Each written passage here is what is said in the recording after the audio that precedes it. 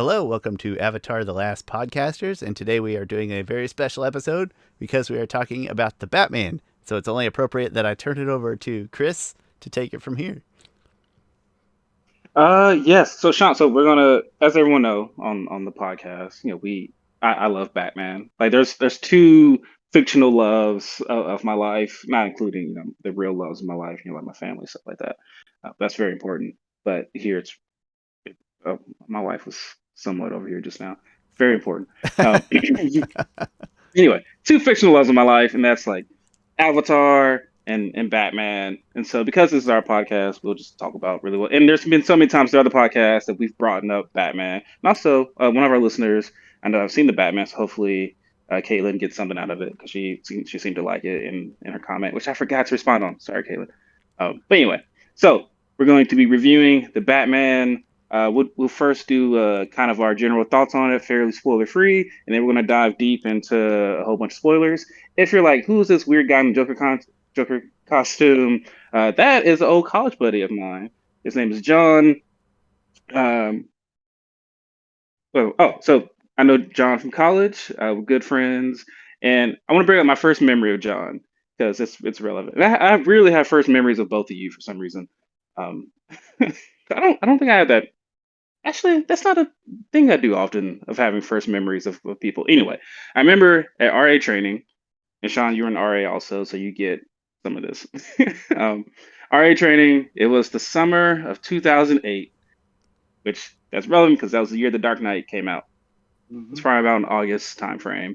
And like everyone goes around and you do the whole icebreaker type of deal. I forgot what I said about myself, but got to John and he had said, I've seen The Dark Knight. I don't remember what number he said, but it was some very large number that I wasn't even close to as a huge Bat fan. You might have said like 10 or something at that point. Do you remember what number you said? I Or how many at times you that watched point Dark Knight Theater? at that point I'd already seen it in three different states. I saw it first in Vegas, and then I saw it back home at least five times. Because like we even built like a one of those 50-gallon oil drums. We built a searchlight bat light, right? The That's bat right, you told signal, me that. Yeah. right on the side of the theater that my buddies worked at, and I eventually worked at. So I saw the movie. I mean, numerous times where I just pop in halfway through because I didn't have to pay. And yeah, that's. I mean, I got away with a lot of good movies, but man, it just that's a good movie to see Yeah. free. I think you might have said a double digit number. And then in my head, I went, this guy's trying to out Batman me? Like, what is like I mean it was a good way. Like, all right, let me see who this John fella is.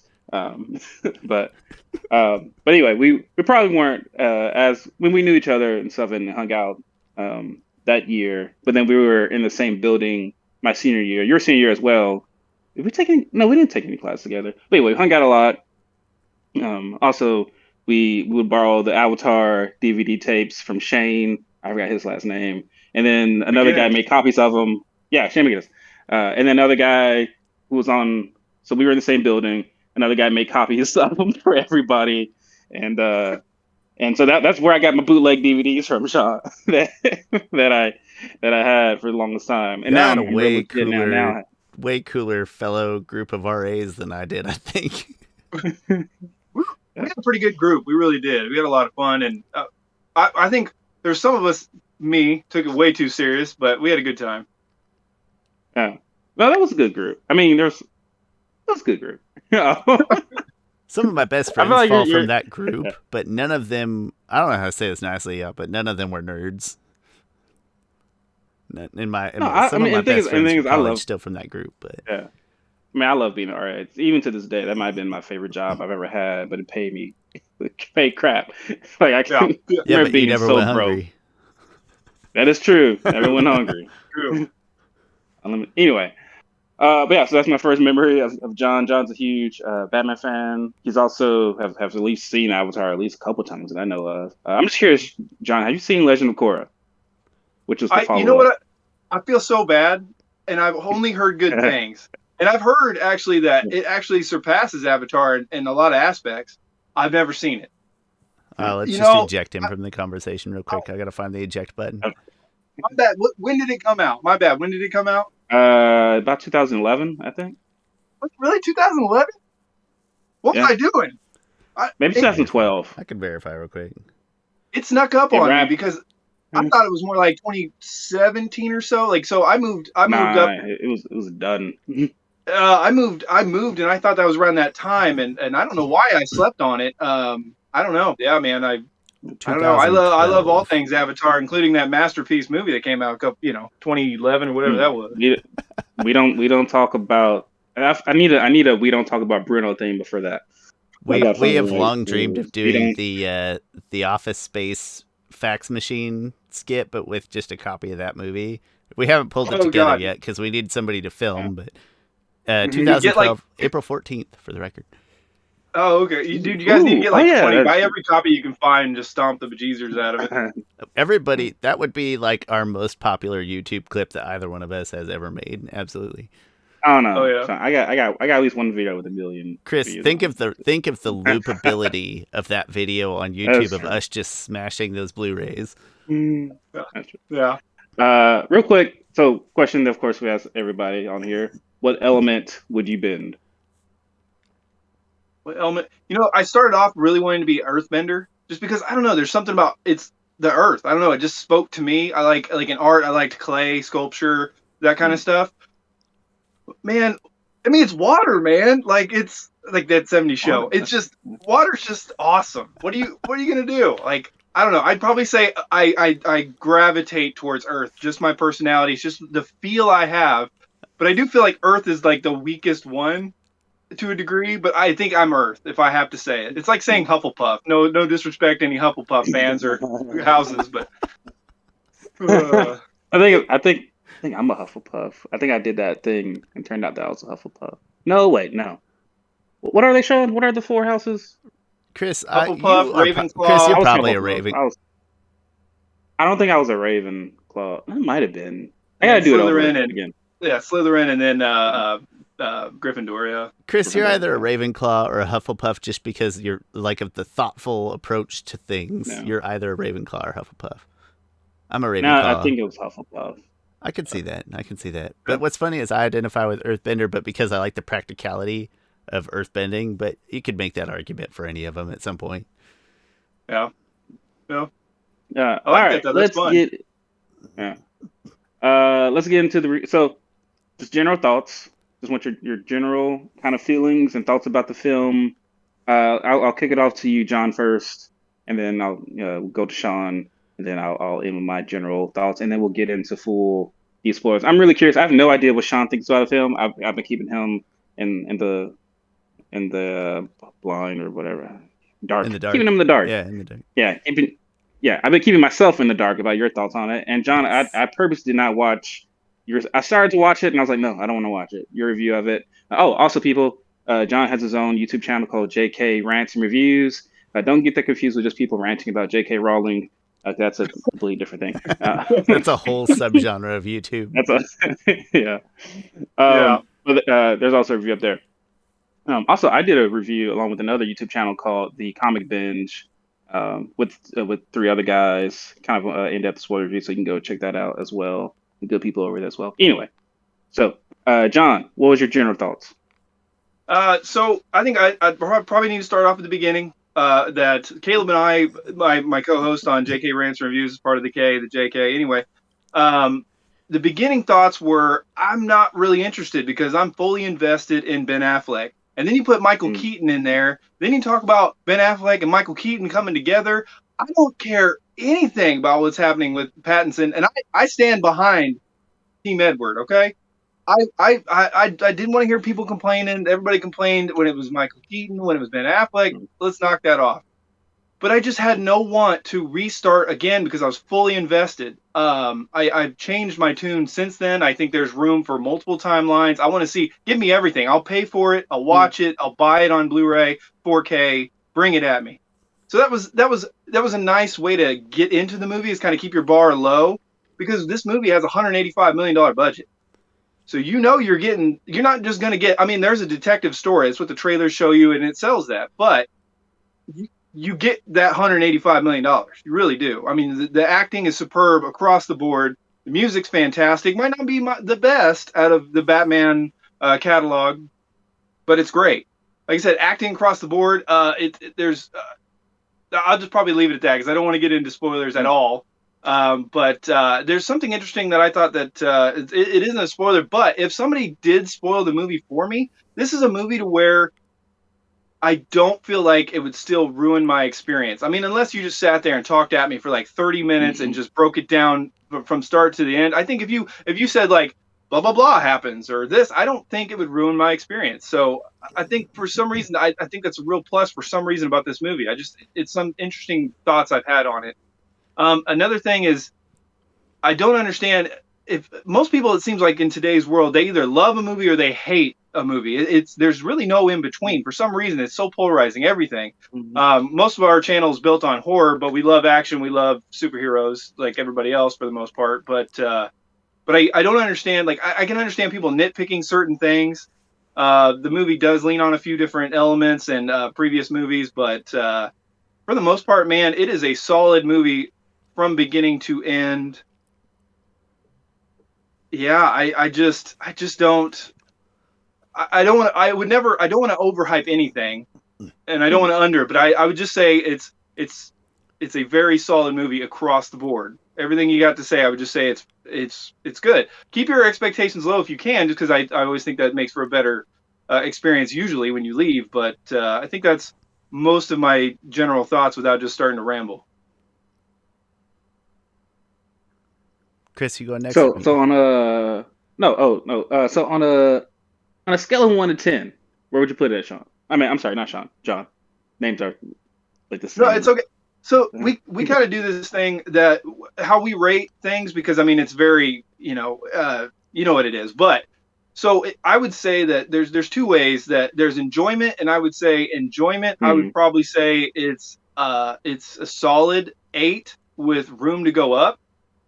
I would say if The Dark Knight is a 10, your 10, whatever your 10 is, I would say that this is probably a solid 8.5 to 9. That's we do 0 to 10. So yeah, if the Dark Knight is a 10, I would say it's a solid 8.5 to a 9. Enjoyment, it's an 8, could be 8.5. It's a weird dumb difference, but I always kind of do the difference because it kind of puts it in perspective. Like a curve versus a true almost. And we always talk about the difference between your subjective opinion, your objective opinion, right? So like, I know that The Last Dragon isn't peak cinema, but to me that's one of the best movies. Well, I can watch that movie all the time. That's a 9 out of 10 for me. But I would rate it at probably a. I think we did it, Sean. We've rated. We did The Last Dragon versus The Princess Bride. Yeah. Culture clash. Yeah. And it's probably like a 7 out of 10. But personally, in my subjective opinion, it's more like a 9 or 10 out of 10. Oh my God, man! I was just looking for the DVD because I was gonna hold out. I love that movie, man. My brother, he's 10 years older than me. When that movie came out, he chased me around the house screaming, "Who is the master?" And he would just scream out, "Bruce Leroy," and just showing up. Oh my God, I love that movie so much.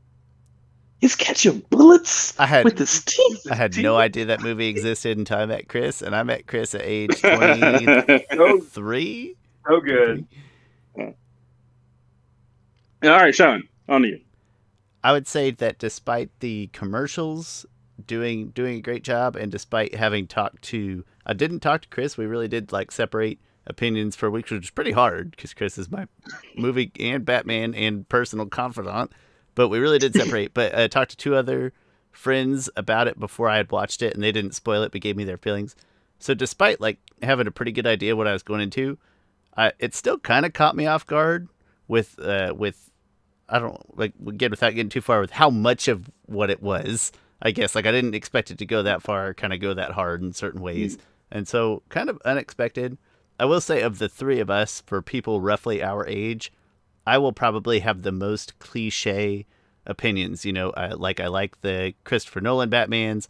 I didn't, not that it's Ben Affleck's fault, but I didn't like I didn't like the Ben Affleck Batman movies as much. So I was kind of ready for a refresh. And I think that's probably the most boring cliche kind of opinion. And so this was a nice, refreshing change from those. Like I was ready for this to be good and different from those, and it very much was, and I enjoyed it. And on a scale of 10, if I'm trying to separate again, kind of when I'm thinking about enjoyment versus quality, like personal enjoyment versus quality, probably the same actually. I would say 8 out of 10 on both scales. Yeah. That's all right. So I'll go ahead and take this. Where should I begin? Okay, I'll start like you, John. So I can look at my tweets from when Robert Pattinson was cast, and I was like, you know what? Sure, I'm not excited about that casting announcement, but I know he's a great actor. Like beyond his Twilight years, he's gone on to do a lot of great stuff. His Twilight years, but I wasn't excited like for he's it. Dying. Yeah, his Twilight years. He's not gonna make it. Did you like The Lighthouse? I didn't watch Lighthouse. I did. But there's a couple other things I watched. You actually wait, Sean. You watched The Light? That doesn't seem like a movie that you would watch, Sean. I like horror movies. Okay. Dude, it's a horror movie? That movie's deep, and it's got some of the best acting I've seen in a while. It's heard not only a good things, traditional but I have horror no idea movie, what but I it's about. classify it as a horror movie. Is it? It's something to watch. It's more of it's a psychological horror thriller Okay. kind of. It's almost on the same page as like Is it like those A24 ones? Shutter Island. That's right. Okay, Shutter Island. Okay.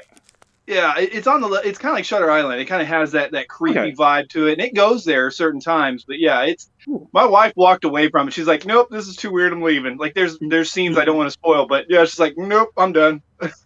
I mean, I could do. My horror tends to be like true and even like campy bad horror more than really heavy thought provoking stuff for sure. But where was I? Okay, so I went into this, and the thing is, I have a love-hate relationship with Ben Affleck's Batman because the thing is, I love Batman v Superman. I liked Justice League when it came out. I gave it a fairly good. That was the first YouTube video I ever did, was reviewing Justice League. I gave it like a 7.5 out of 10, something like that, which actually wasn't that bad. And then Zack Snyder's Justice League came out, I was kind of blown away by it. I can't rewatch it that much because it's a 4-hour movie, and I do not have the time to watch. Like I tried to watch the other day, and I only get alone time to myself like after 9 o'clock or after 10 o'clock at night. And at that point, I can't watch a movie. I got to be active doing something, or I'm gonna fall asleep. And so I've only really watched that movie the one time, and I loved it the one time, but it's hard to make an impression. So I love Ben Affleck's Batman to a certain extent. The only thing I hate about his Batman is that he is just like more than any other Batman. He's really cool with killing people. Like Michael Keaton's Batman, he was also killing a lot of people. And Bale's Batman was like, I'm not gonna kill people. And he more of went of that route of like, I'm not gonna kill you, but I'm gonna save you either type of deal. Like if I'm gonna blow up this building and I'm in the building and you're gonna fight me, like you should have just got out the building. Like like I gave you an opportunity to get out the building.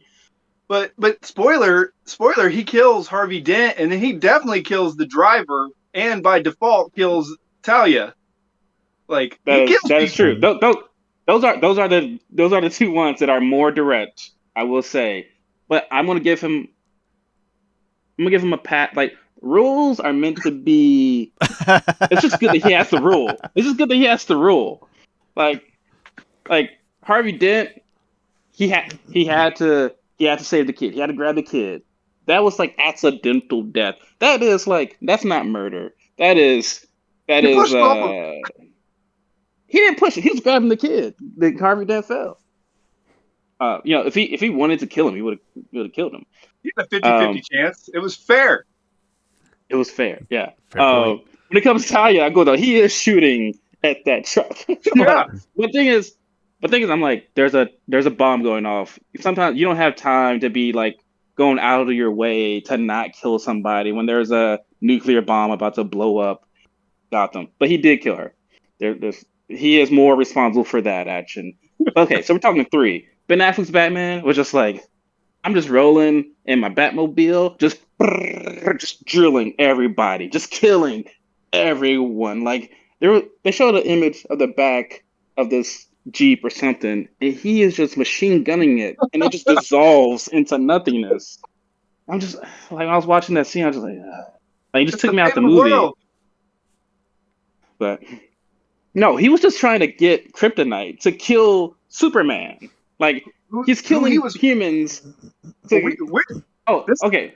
So also, I'm completely fine with him trying to kill Superman for the sake of that story, because in the moment of that story, he doesn't see Superman as a human being. He sees him just as an alien, and so I'm completely fine with him trying to kill Superman. And it wasn't until the whole Martha scene, which I love the Martha scene. I think it's great. I don't know if people have an issue with it.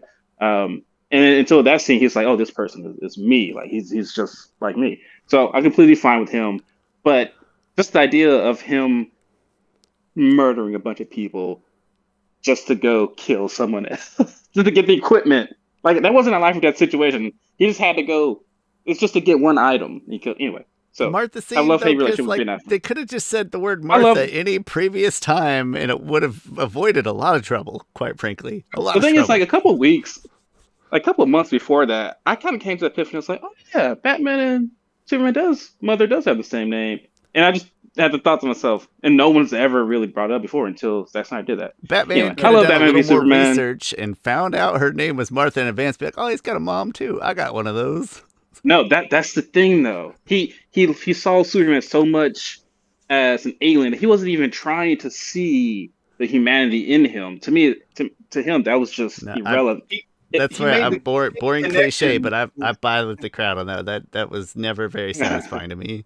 Well, he made the connection that Clark, Superman, has a mother, and Batman's whole beginning of the journey was because he lost his parents, and so like it's a whole him going to the dark side, basically one step from being like Thomas Wayne using pistols and everything, coming back to having faith again beyond just humanity in Superman, who is more than human.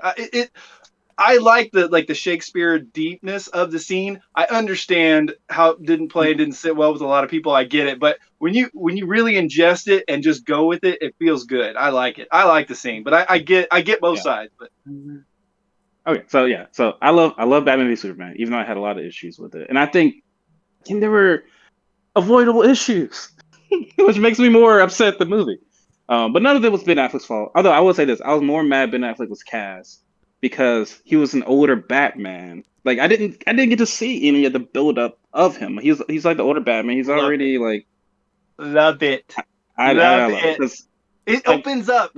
Hold on. It opens up the gate for the supernatural, for the fantastical, like for like you can't do like let's. This is spoiler free, but two things you cannot do in the well maybe you could in the Nolan, depending on how you worked it and maybe how you do it in the Pattinson, but it is good to go when it came to Ben Affleck's for like Man Bat, for Clayface, for stuff like that. It was good to go, and you can do flashbacks if you want to see the past. You can do flashbacks. I think there was more opportunity to pull in a bigger universe with an end date Batman, with an older Batman, rather than well here's another trilogy and then it's over. I don't know. For me, I think Ben Affleck's Batman was on the cusp of greatness, of just bringing in everything. With Zack Snyder's awesome ability to shoot a scene and bring in, oh man, ah so close. he could have been. So anyway, I went to this movie like first image of Pattinson came out as Batman. And I thought, oh, that's cool. It's fine. Like I liked Ben Affleck's suit is like freaking great, and I loved it. Except for I don't like he has a fat neck, and I don't something about it I don't like. It's just so bulky neck. And Pattinson's suit looked fine. Okay, so now started to hype myself up for the movie, and I'm in the theater, and as I'm watching it, I'm just like, holy crap, this movie it just for some reason it works on such a to me it is the most comic accurate movie Batman movie we've ever had, and I say that in the sense of it's not the most comic accurate in the sense of visuals and in the sense of translations. Like his Batsuit isn't a direct one-to-one compare translation to the way Ben Affleck's Batsuit is. The Batmobile definitely isn't. um Catwoman isn't really Catwoman, but it felt the most like I was reading panels from a comic book, especially some of the most especially from Batman Year One, from Batman Earth One by Jeff Johns. Batman Year One is by Frank Miller. Um, I felt like I was reading some recent Tom King stuff with the whole Catwoman and Batman stuff. So I don't know, I felt felt it was such a good translation of the comic book medium. And beyond that, I feel like the story, the moral of the story, was so good. I feel like we were knee deep into Bruce Wayne's psychology. I think more than we ever have been of any other previous Batman movie. And also, I think it had a great message at the end there. Like Batman Begins is my favorite movie of all time because I think it's one of the most aspirational superhero films. I mean, the whole, why do we fall? So we learn to pick ourselves up. The whole, the my favorite quote from that movie is it's not who I am underneath, but what I do that defines me. Love that quote, and that's a call to action. That it's not enough to be a good person. You have to put good into the world. And to me, this movie has some of that in there. It's like vengeance isn't the answer. Like I gotta put hope into the world. And I really love that aspect of the film. I really loved a lot of things about the film. I think when it comes, you were talking about enjoyment. When it comes to enjoyment, like I just sit back and I just watch and just love the film. I think everyone does a great job. Enjoyment wise, I'll give it 10 out of 10. Like as a Batman fan, I just absolutely loved it. I think Matt Reeves and Robert Pattinson understands Batman more than any other previous director and actor. I think they truly understand that character. Um, and so I haven't been able to put this into my objective rating system, right? I break movies down into 6 categories, and they have weights and stuff. I just haven't done it yet for some reason. But if I had to guess where it's going to come out to be, it'll probably come out to be like an 8.5 or 9 out of 10, because I think there's some there are some drawbacks, I think, with the story a little bit. And then I think there are some drawbacks to the action. Like it's compared to Batman Begins and The Dark Knight, I think it's better action. But recently, like Zack Snyder is so great at doing action. Like that Martha rescue scene in Batman v Superman is just amazing. Yeah, Um, that's the best Batman anything. The warehouse fight scene is the best Batman anything ever. It just is. it well, I don't. It's to me, it's the best Batman action we've seen live action. But Live I think action, of right? Batman so much more than just the I can punch people really hard type of deal. And I'm the one of the most dangerous men in the world.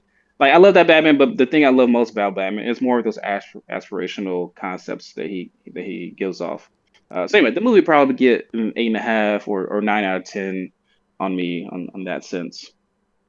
But so honestly, we're not that far off. I think I probably love the film more than you all. Just from what I'm sensing here. John, before we go into spoilers, I know I've talked to you about this. Where would you rank the live action Batman films? What the like all of them just bloop. So Yeah, sure. Let's just go. Try to do all of them. all This right. doesn't have to be your So final in I, stone type of deal, but I did subjective and objective, but objective was harder than subjective, to be honest with you. So hold on, notes here. No, no. Let's see. So okay, so the worst, and they set out to make the movie that they wanted. Everybody knew their job. yeah. It is what it is. You can't blame budget or anything else. It's Batman and Robin. I mean, I can still enjoy it. Just to be honest, and just to let you know, I got it on 4K. The best way to watch that is actually to turn it to black and white and turn the volume down, like all the way off, and then just watch it and make up your own. Put your Yeah. own puns in there if you want. Make them up as you roll. Oh, you can just make it dark. Like he's just like instead of making him sing, he's just cussing him out the whole time and screaming at him. Like just make it dark. Like I mean, yeah. Anyway, it's I'd Batman rather and Robin. watch your version than the real version for sure. Oh man, that's the best. That's the only way to watch it. But then I got to go Batman 66, and from here on up, and I like Batman and Robin, I do. But 66, I love. I grew up with it. Yeah. It once again, they knew what they were making. They only shot it for like a few weeks. Like wasn't they didn't have the biggest budget. Used the best bad guys. Everybody did a great job. Love the movie. Um, Batman: The Dark Knight Rises. Oh God, we get but it's I'm sorry, it's wow. just you. Batman Begins is a 10. I mean, I'm exaggerating, but it's basically a 10. Dark Knight is a 10. I watched it the other day. And I was like, I cannot believe how amazing these movies are. And I like The Dark Knight Rises, I really do. But the fall from grace from two tens, like Tom Hardy, poorly casted, did a great job, poorly casted. some of the flow, like the whole movie only exists, spoilers, only exists because they want to make Batman suffer. If they didn't want to make Batman suffer, click, boom, end of story. Like, it's the whole thing is to make him suffer. It's a joke. It's to make the city suffer, the world suffer. I get it. It's a lot. Anyway. Then I've got to go. Let's just end this now. I'm sorry. I still like it. Then I got to go with Justice League, the Joss Whedon. I really enjoy it. To be honest, to this day, it's still, and don't get mad, this is the most I've ever enjoyed, the most fun I've ever had watching a Batman. Not necessarily, I mean, it's a group, but a Batman movie. I had a blast. Granted, this was a really hard time in my life, and this is just what I wanted. And I understand all the nitpicks and negativity. I think people are jumping on the Joss Whedon thing. I understand what he did and said. He's probably a turd. I would say this. And so I was recently, one of my favorite podcasts is Holy Batcast. Really great, really good, positive people over there. And so they did a recent ranking of all the Batman films. And they did their own list, and they have fans to their list. And there were so many people that had Joss Whedon's Justice League like on the bottom. I was like, I think these people are being like, they're not being fair. And also, I think they have some recency bias that Joss Whedon probably is a terrible human being. But when that movie came out, I know a lot of them were way more positive on. And of course, Zack Snyder's Justice League has come out, and then people love that more than Joss Whedon's Justice League. But that still doesn't, like, in a vacuum, his movie is still what it always was. So that shouldn't necessarily change how you objectively look at the film.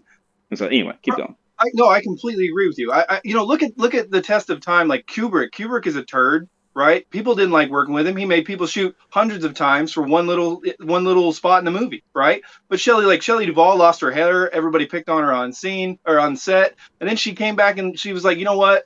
Look at the product we got. I will work for him again because look at what we got. I don't know. I wasn't there. Joss Whedon, people still work for him for a long time. I don't know. If he's a bad human being, then he gets what he deserves. I just think people jumped on a bandwagon. I still enjoy it. Then I got this one hurts to put this one here because this is my first theatrical experience. Batman Returns. I love Batman Returns, but it's not a good Batman movie. Like, it does not represent any of the characters very well. It is weird and sexual, and thank God I was only 5 years old when this came out because it was like, I still knew Michelle Pfeiffer was hot, but everything else just was... people forget how oddly sexual that one is when they're putting those when they're pairing those movies together. They forget about Batman Returns. Yeah, it's weird. Yeah, man. Flipper trick. The flipper trick, and just Oh my God. But you know what? Danny DeVito, he actually ate a raw fish. Like, he really went for that role, and they gave him a Razzie. They nominated him for a Razzie, and I will say this, and don't get mad because really there's a difference, but there's not a difference. I say that his performance as Penguin is just as, I don't know, hardcore acting as Heath Ledger. Like, obviously Heath Ledger is awesome and amazing, but man, Danny DeVito's acting his butt off the entire movie. It helps that one of those people is like a ruggedly handsome human being that we're all like conditioned to love that type of person, and the other one's Danny DeVito. Poor guy. Right, he's got slime coming out of him. Yeah. He's making weird food remarks and being nasty. I would agree to a certain extent. It's not the Penguin I wanted, and it's weird, but I do think he's doing a great job acting. He methoded it. Michelle Pfeiffer is also doing a good job acting, and that's not the Catwoman I want. I didn't want the weird. But did they take the role they were given to the max? So yeah. I mean, she did her own whip work. I mean, they both. Oh yeah. I didn't know that. That's awesome. Yeah. There's a video of her on set doing whip work, and like she literally cuts like those in the scene where she goes and cuts mannequins' heads off. Like, that's actually her doing that. Yeah, man. Dude, and I'll just never forget, like, when Penguin comes back into the sewer, I believe it's right after he was cast out, just that shot of him coming in there and how grand it was. And then when Batman, the cape comes out and he flies over the city with the camera over his head, man, as a kid, blew me away. It's nostalgia. I still enjoy the movie. I love it. It is a Christmas movie, fight me. I love it. It's got to land somewhere, and this is where it does. And it's more objective almost than subjective, but it's got to go somewhere. So... And then the next one, and don't get mad.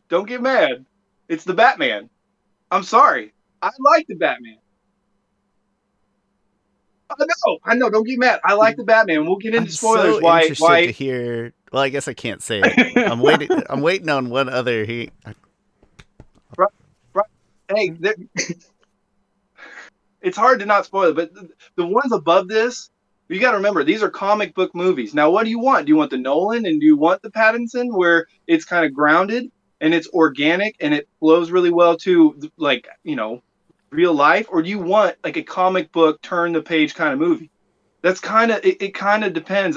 For me, I can swallow some of the fantastical if I know like it's already in a superhero kind of element. I don't know. Anyway, next one is Batman vs Superman, the extended cut. That's the only. Where the heck is Batman Forever on this list? That's what I'm waiting on here. Where's that I know that's out? what you're waiting on. Oh, I'm sorry. I skipped one.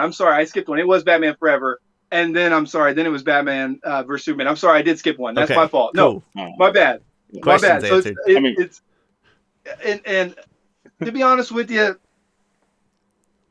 the Batman should probably be over. Should be over Batman Forever, but the nostalgia is there. It's a comic book movie. They knew what they were going for. It's a 60s with a Tim Burton kind of spin on it. This one could flip, but once again, I don't like the knee-jerk reactions, so I try to like land something pretty solid, but this could move up. The Batman could move up. I've only seen it twice. The honeymoon phase, we're still there. I just don't want to overreact. The Batman Forever, and then Batman vs Superman, the extended cut. The only way you should watch the movie. It's so much better than the theatrical cut. Warner Brothers should have learned their lesson. They didn't, and then they doubled down later on with the Justice League, as we would find out. And then it's Batman Begins. Batman Begins could be arguably the best Batman movie ever, just for the build of Batman, the story, the arcs, the villain, everything in it's great. Top notch. I really don't have very many nitpicks at all when it comes to Batman Begins. Love that movie. And then it's The Dark Knight. Once again, there's over time a movie that's been held at a 10. People have beat it to a pulp. They've nitpicked the bejesus out of it. I get it. There are some nitpicks. For me, I just watched it the other day with knowing all the nitpicks. It's still an amazing movie that I can understand anybody giving it a 10. I love The Dark Knight, and nobody will ever touch probably Heath Ledger's performance. Phenomenal. Then I got to go Justice League, Zack Snyder's. I just finished it literally before we got on here.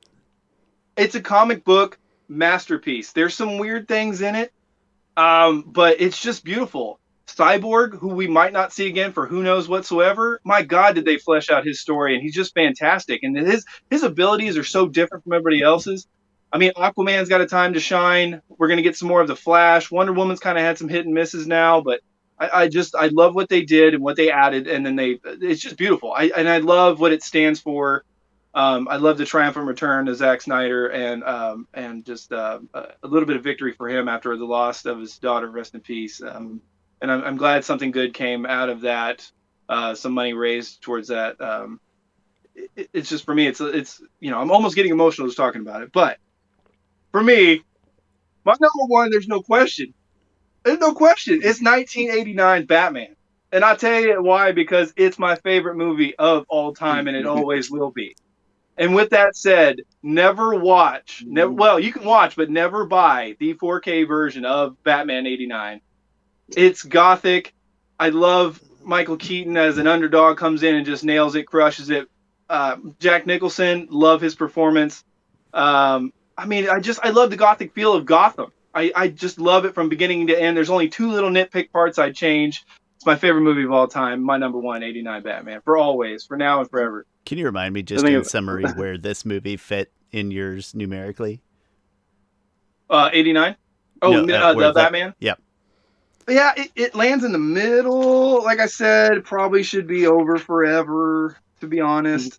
So 1, 2, 3, 4, 5, 6. Okay. So I think it's out of how many? 1, 2, 3, 4, 5, 6, 7, 8, 9, 10, 11, 12. So yeah, in my spoiler free of last week when Caleb and I were talking, I was like, it lands in the middle, and sure enough, when I went to do it, it does land in the middle. But like I said, probably should put it over forever, but nostalgia and rewatch and everything else. It's your list. It's your list. People are entitled to their wrong opinions. It's fine. Sorry, man. I got to defend it because this is your list.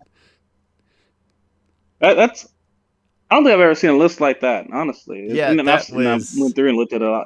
I'm glad I It's did this though interesting. because John, I've not met John before today, and this is very revealing to me about what you enjoy and what you prioritize, and like what a good way to get to know somebody and something they're passionate about than just putting it all on paper, you know? Well, and The that funny thing is, I remember we had a floor and we had a Sean. I don't know if you had to have floor programs at Yep. KU when you were RA. Probably not. Oh, you did. Yep. Okay. Monthly. So we Yep. had an all floor program where we binged all of the Batman movies. So at that point, it was just to the Dark Knight. And yep. me and John, I think it all stemmed from me and you were arguing over which movies were better. And I was saying the Nolan trilogy was better than like Batman and Batman Returns. And we set up like a whole like people would vote and stuff on like who had the best quotes, who had the best Batmobile, the best Batman, stuff like that. And so I'm not surprised that where you're landing at here. It's art. I mean, objectively, there's no question that the Nolan trilogy is better. There's no question. But it's like I said, for me, feeling the comic book pages means a lot to me, and I respect and appreciate the grounded, realistic feel of Batman. When we get into our spoilers, I'll have some negative though, where this movie kind of rips me out of that. But there is a little caveat where it puts me right back in. They have a little scapegoat in the movie, but yeah, for me, I just like seeing the comic book pages on screen, and that's my feel of it. And for each movie, depending on, I mean, and your list can be whichever it is, but for each movie, it is the Batman's been around for so long. It is a version of Batman from some comic. I promise. You know what I mean? They're all valid interpretations of Batman. Like I still argue with my Right. mom today. She's like, Adam West is the best Batman. I'm like, Oh my God. well, Christian Bale's like, and then we get Oh, into that's argument. fantastic. But because she grew up on that. She was like, I used to dress up as Robin and stuff. And I was like, oh yeah. But just the fact that people have this attachment to really, Batman, Superman, and also Wonder Woman, I think just a testament to these characters and their longevity. All right, Yeah. Sean, I'll go next, just because I probably have a more concrete list than you do, Sean, because I've Absolutely. thought about this a lot. I'll start. Nah, I'm gonna start with the bottom, I guess. Start with the bottom. Batman and Robin. Said enough about that. That movie was so bad that when Batman Begins came out, I was like, "Oh, Batman movies aren't good," and so I didn't see Batman Begins in theaters. It is one of my biggest regrets in life. I have never seen Batman Begins in theaters. Like it wasn't until I watched like an MTV Awards show and it was nominated. I was like, "Wait, people are taking this seriously?" And then I watched something else about people like Christian Bale got in such great shape to play Batman, and then I rented it. So I rented it like so it was in like the fall after June. It was probably around October or September that I actually went to go rent the movie, the DVD from the video store, and I sat down and watched it. So Batman and Robin was so bad that me, as a lifelong Batman fan, was like, nah, I don't want to see another one. That's So amazing. Batman and Robin. Have you seen the clip where Arnold says that it's his, like he's trying, like they're asking about the movie and he says that it's one of the best scripts he's ever seen? Oh Dude, he gosh, deserves I an have not seen Oscar that for clip. selling that movie. So good. Yeah. So I'll then go Batman 66, even though that holds a great place in my heart because I love Batman 66 growing up. Um, we're not talking live action because if we're talking other theatrical release Batmans, we would have to include Massive Phantasm in there. But anyway, that would get high on my list. Amazing. Um, oh yeah, great. I watched the other day. So good. Anyway, actually, I'll put it into this list anyway. Um, I'll just redo whatever I was thinking. Next up would be Batman Returns. It's just a weird movie. It's just Doesn't age well. yeah. I never had much love for it. Like Batman '89, I have love for it. Batman Returns. I'm never like, oh man, I just love this movie so much. Like the thing I remember that movie is the McDonald's had really cool Happy Meal toys for it. Yeah. Yeah, like they had a little duck and stuff. So So is yeah, that Batman Returns. 91 roughly? 92. 92? Okay. Okay, 92. yeah. So I was 4 when it came. Yeah. Perfect Happy So Meal age then, for memories. oh yeah, that's Yeah. all right. So Um, good back in the day. yeah, yeah. So then next up on the list would be so I have Batman 66, Batman Returns. Then honestly, the sounds Oh wait, probably really that low? Huh. No, it can't be that low. No. Anyway, next up is Batman Forever, which I don't think is a bad movie, but there's certain aspects of that film I hate. I'm a huge Two-Face fan. There's a scene in there where he flips a coin and he's like, "Nah, not what I want." He flips it again. I'm like, "That's not. If you don't need the coin, you don't need the coin. Right. If you know what you want to do, you're gonna do it. You don't need the coin. That goes against." And I hate other aspects of the film as well. Oh, Val Kilmer is he's actually a pretty good Batman. Even Bob Kane, even though he's not the sole creator of Batman, said Val Kilmer at that time was the best Batman. I blame Okay, the so next director up, on that. yeah. Oh, the thing is, that the movie was successful. It made more money than Batman at that point, and so they were like, the next one, sure, Schumacher, do whatever you want, and then he went crazy. Too big to But Oh, I fail. haven't said. Uh, but with the right script, though, I mean, just like look at George Clooney. Now you look at George Clooney. He's not. I mean, he would not be good if you used his acting from ER. I Really, mean, like you can't see oh yeah, that. yeah, yeah. But from Dusk Till Dawn, if you put that kind of attitude and you know, like a getting older Batman, he's going through some stuff and he's got some grit to him. I think he could have been an Yeah. amazing Batman under the right direction. Oh yeah, definitely. Next up, I'll probably say, what are the movies I've left? Probably just Batman '89. I watched it the other day, and honestly, to me, I don't have that same nostalgic feeling for it. And I'm just like this. I'm just not. It just seems like a movie that just goes.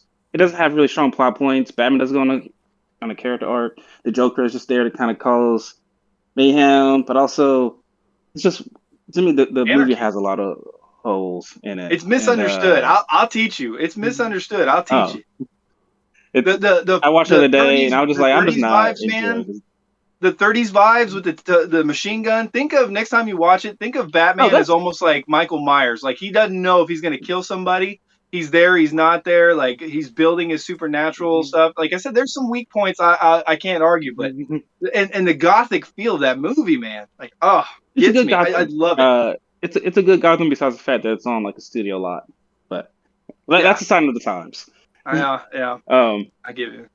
so now we're Oh yeah. up to okay. So then probably Justice League, the Joss Whedon version, and then I'm gonna go the Zack Snyder's version. I loved it, but it doesn't have good replay. Like it's this is where things step up a lot from between Justice League and Zack Snyder's Justice League. And then the Dark Knight Rises. Dark Knight Rises to me, I love it because it gives it's the perfect ending for this Batman. Like this Batman, Christian Bale's Batman was his character arc was trying to get past his parents' death, trying to get past that despair and suffering. He found a way to be happy. In no other medium, in no other story have I ever read. And I've read a lot of Batman comic books, and I've digested a lot of Batman media. I've never seen someone give Batman a happy ending, and I love that character of Bruce Wayne so much. Like I'm just so happy that he got a happy ending at the end there, And along with Selina. Like he ultimately saved his city and gave them the inspiration to save themselves. Batman can be exactly, yeah, anybody, and yeah, yep. yeah, yeah. That whole like he Christian Bale's Batman wasn't like I have a mission, a lifelong mission. He was like I have to save Gotham. That was a mission. I have to save Gotham. Right. By the end of Dark Knight Rises, he felt like he saved Gotham. He's finally inspired hope and goodness in everybody. He didn't have to lie like in the Dark Knight and corrupt the system kind of himself and play it and manipulate it. By the end of Dark Knight Rises, the soul of the city was saved. Right? If you compare the end of that to Batman Begins, the city is just like it's just crap. It's just crime Correct. everywhere. Yeah. So Dark Knight Rises, and then so I think I only got three movies left at this point. Oh wait, I haven't thrown Massive Phantasm in there anywhere. No, I'm gonna go with the Batman Nets. I think I've mentioned before. This movie gets so much stuff right about the Batman. It's just really good to me. Anyway, and we'll get more into that. Nets up, Mask of the Phantasm. I watched that movie also the other day, and holy crap! This to me, Batman Begins, Mask of the Phantasm, and the Batman are three of the best character studies of the character of Batman and Bruce Wayne. Like the scene in the graveyard in Mask of the Phantasm, I love it. Where he's arguing, he's pleading to his parents, like, please, like I didn't know that this could happen. I didn't know I could be happy. It's such a tragic figure that he is begging his dead parents to absolve him of a promise that he made to them. But his parents doesn't want him to be Batman. His parents Right. want him to live a long and happy life. But he's so delusional that he feels like he has to ask that of them. Such an amazing movie. So then it comes down to The Dark Knight and Batman Begins, and I can often flip flop between the two on which one is my favorite. But for the last couple of years, I kind of settled on it that The Dark Knight is my second favorite Batman film. I think it's the best movie I've ever seen in the theater ever. I think objectively, it's a 10 out of 10 across the board on all these different things. Over It's Endgame and No Way Home. without a doubt, I without don't know, a man. doubt, Sean. Okay, John, but like it is. Endgame is like the best theatrical experience I've ever had. The culmination of 11 years of 23 plus movies or whatever. I, I've never been in a I better think the crowd in a theater. I do love best The thing Dark is Knight, but man, the Endgame just if we're talking how much theatrical hype. experiences, I think Endgame is great. But there was something about I remember sitting in the theater watching The Dark Knight and the theater not knowing what the heck was going to happen next. Like Right. everyone was just glued in, edge of their seat. Like I saw it with my wife, and that's probably one of my favorite movie experiences because I could tell that she was into the movie. And like I remember when Commissioner Gordon died, she's like, oh, like we like it's hard to really go back on how you felt when you first watched it because the movie has so many twists and turns that you kind of forget about because you watched the movie, you know, 20 times that you forget that the movie is just filled with so many twists and turns. But that movie is just so like Christopher Nolan raised everything up a notch. Like his cinematography was just beautiful and amazing. The way he just paints a picture for you. I would say this: it's not Christopher Nolan wasn't trying to make comic book pages come to life. He was trying to make life be Reality. comic book pages. Right. Yeah, Yeah. he Yeah. was. Yeah, he wasn't trying to necessarily translate comics like that. Anyway, and the Batman Begins to me, it's my favorite. It's my favorite movie of all time. It is the most Bruce Wayne centric story. It gets Bruce Wayne so right that he's dealing with his loss. It takes him from being right there in crime alley to finally understanding what he needs to do. The whole vengeance versus justice thing, which I just absolutely love that discussion because I feel like so many times just in us in general we think about like vengeance. Like, all right, if someone killed somebody, if someone killed someone I love. I can see myself killing them for killing the person I love. That's vengeance. And Rachel says it. She's like, vengeance. Because at one point, Bruce Wayne says, like, vengeance and justice are sometimes the same thing. She's like, no. Vengeance is about you making yourself feel better, and justice is about you making the world better. Like, there's like a complete difference between the two, and they're rarely ever the same thing. Right. Um, and that movie just encapsulates that so much. So, Batman Begins is my number one. Man, that I couldn't argue with that. Like I said, like I wouldn't argue with anybody that says that's a 10 or The Dark Knight. And yeah, I do think that the journey is better and it's a better story overall for Batman Begins over The Dark Knight. I just like you said with The Dark Knight, man, it never stops. Even the dialogue, like the dialogue, if you watch it, when it cuts, it builds. Like you tell me the Russian for apply your own bloody suntan lotion. Boom, and then it just flows so well. I think that, and I don't know if it's because I watched the trailers too many times for The Dark Knight Rises, but it feels like they're cut for commercials. Like it just is so like, but he's a hero. But that's in wartime, but we're in peacetime now. Click. It doesn't flow as well. But the Dark Knight, the flow all the way up until Harvey's in the hospital bed. The flow is amazing. That's where I stop the movie. Usually, I stop the movie right there, and then I pick up when I go towards the Dark Knight Rises. I pick up from there and I go into the Rises. It just kind of fleshes and smooths that out and goes right in together even better for me. Like you just end at That's it. Because it's a good spot. It's a good spot to end the movie. Like the Joker's free, right? Harvey's in the bed. He's all wrecked. Like Rachel's Oh gone. Like man, it's a good spot to I end love the that movie. reveal. Love that reveal of Two Face. Like, and then Two Face is my favorite villain.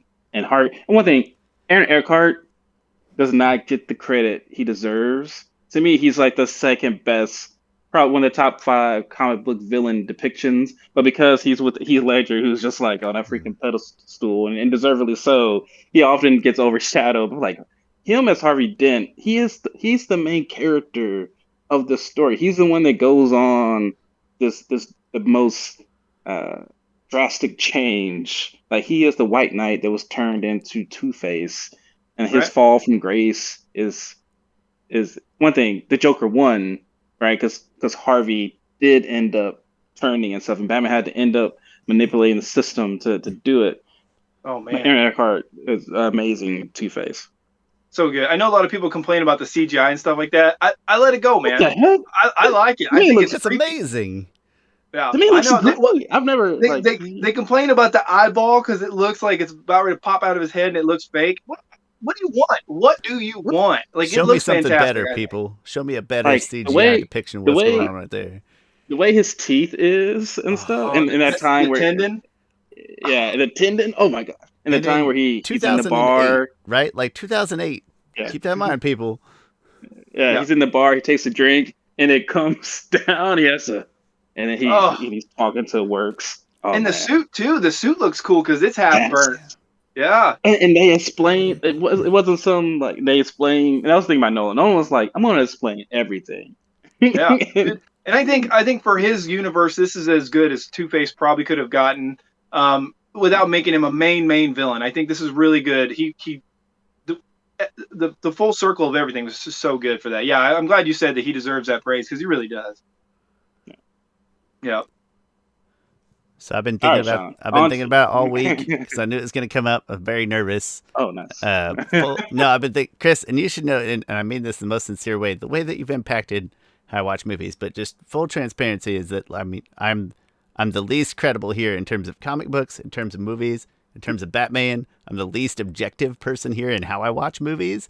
But that's okay. I've got my list that I've thought about for literally 5 straight days now. I watched all the Christopher Nolan Batman movies. I watched Batman and Batman Returns.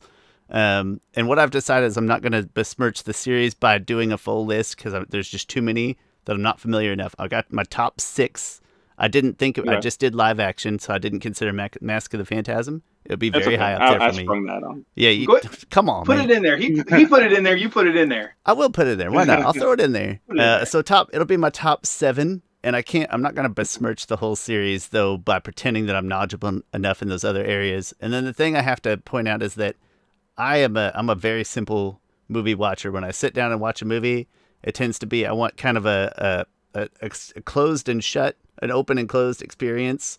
I want a gratifying experience in one sitting. I'm a very simple movie watcher. That is not a compliment to myself. That's not a good thing, but it affects the way I enjoy movies, and it affects my list. So number 7, then if we're doing that, is going to be the Zack Snyder Justice League. I thought it was much more. It was very engaging. All the compliments of how much better it was than the original take, I think, was very deserved. I didn't think that I could like that movie based on having seen the original, and I was very surprised. I hate long movies. I've never enjoyed it. I don't sit still well. That's a 4-hour movie. I was pretty good during the whole time. I was very proud of myself. I was like, way to go, Sean. So that one defied my expectations because I did not think that I could really enjoy it that much, or at least that much more than the original. And so then number 6, now I got my numbers all out of order. Number 6 is the Batman 89. I don't have as much nostalgia for it, but as I watched it this week, of the Batmans that I'm less familiar with, cliche for people my age, I was very compelled. Like I could sit down and watch that movie again, and I think I would find more and more things to like about it if I sat down and dedicated. I was compelled the whole time in enjoying everything about that movie. I didn't have a ton of nitpicks other than kind of the usual Batman killing, or maybe I don't always love Michael Keaton's demeanor as a character, but I was a much bigger fan of that movie than I kind of remembered being. And then number 5, and this is where I start to get a little bit tricky, but I am going to put The Batman here at number 5. I have very few nitpicks at the movie other than just, again, kind of the length of the movie is still a turnoff for me. I think there are parts where some of it could have been shrunk some of it was too deliberate for me for the sake of the thriller. Yeah, that was probably my biggest gripe. Go ahead. I was going to ask what you guys thought about the runtime too before we got done with the spoiler free. My bad. Yeah. If the runtime is merited, but there was enough in there that I felt was too deliberate, that could have been cut out. But that minutes, was that was about my biggest complaint, and a lot that I like about this movie that we'll go into detail later. So it was hard to put it here. And is it a better movie than my number 4 pick, which is going to be The Dark Knight Rises? Is The Batman a better movie? Yes. But am I as compelled to, like, again, just as compelling to just sit down and watch and enjoy it? I'm a sucker for a happy ending. I love a little camp. So The Dark Knight Rises doesn't bother me nearly as much as it bothers most people. And then, now that we're sliding in Mask of the Phantasm, I think I'm going to slot it at 3. I think I'm going to put Phantasm at 3. I love it, especially when an animated movie can capture a big screen vibe. That's always a plus for me. And I haven't given that movie as many. I've probably only watched that movie 4 or 5 total times. I have every reason in the world to just go back and watch that. I should have watched it again this week. It's a very quick watch. I think Is it got a 70-minute runtime? Maybe hour 20. Yeah, 80, yeah. I should have watched it again this week. I can't believe I didn't. I'm a little embarrassed at myself. And so then number 2, and Chris, this is where you've impacted me. If you'd have asked me before this week, I would have always said that Batman Begins was number 2 and Dark Knight Rises. After this week, I have flip-flopped those. I found myself more engaged and more interested throughout the first movie, throughout Batman Begins, than The Dark Knight Rises. And The Dark Knight Rises just, it did a few more things that I typically don't enjoy as much. Again, in terms of like runtime, a few loose ends that I don't necessarily like leaving. Batman Begins was very compelling in its own story, but also to project me throughout the entire trilogy, or to push me through the entire trilogy, get me excited for the whole thing. So I have flipped that this week, and I will say Dark Knight Rises number 2, Batman Begins number 1. I will never watch one without the other. I will say that. Wait, I'm sorry. You said Rises. You mean Dark Knight and then Begins, right? My apologies. Yeah. My apologies. Dark Knight and then Batman Begins is number 1. Okay. And I will say though, that is no. My apologies. Thank you for catching.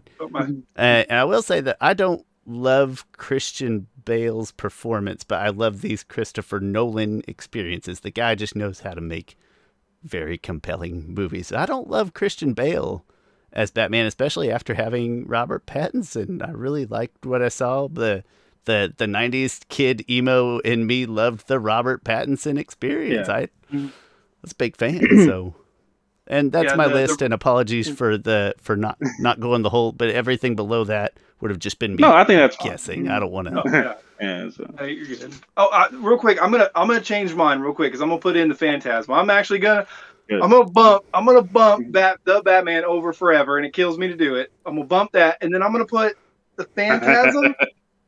I'm gonna put the Phantasm. Oh God, I'm gonna put the Phantasm above the Batman, just because animated series was my childhood. I mean, it was '89 Batman. That's the Batman that we know. Series.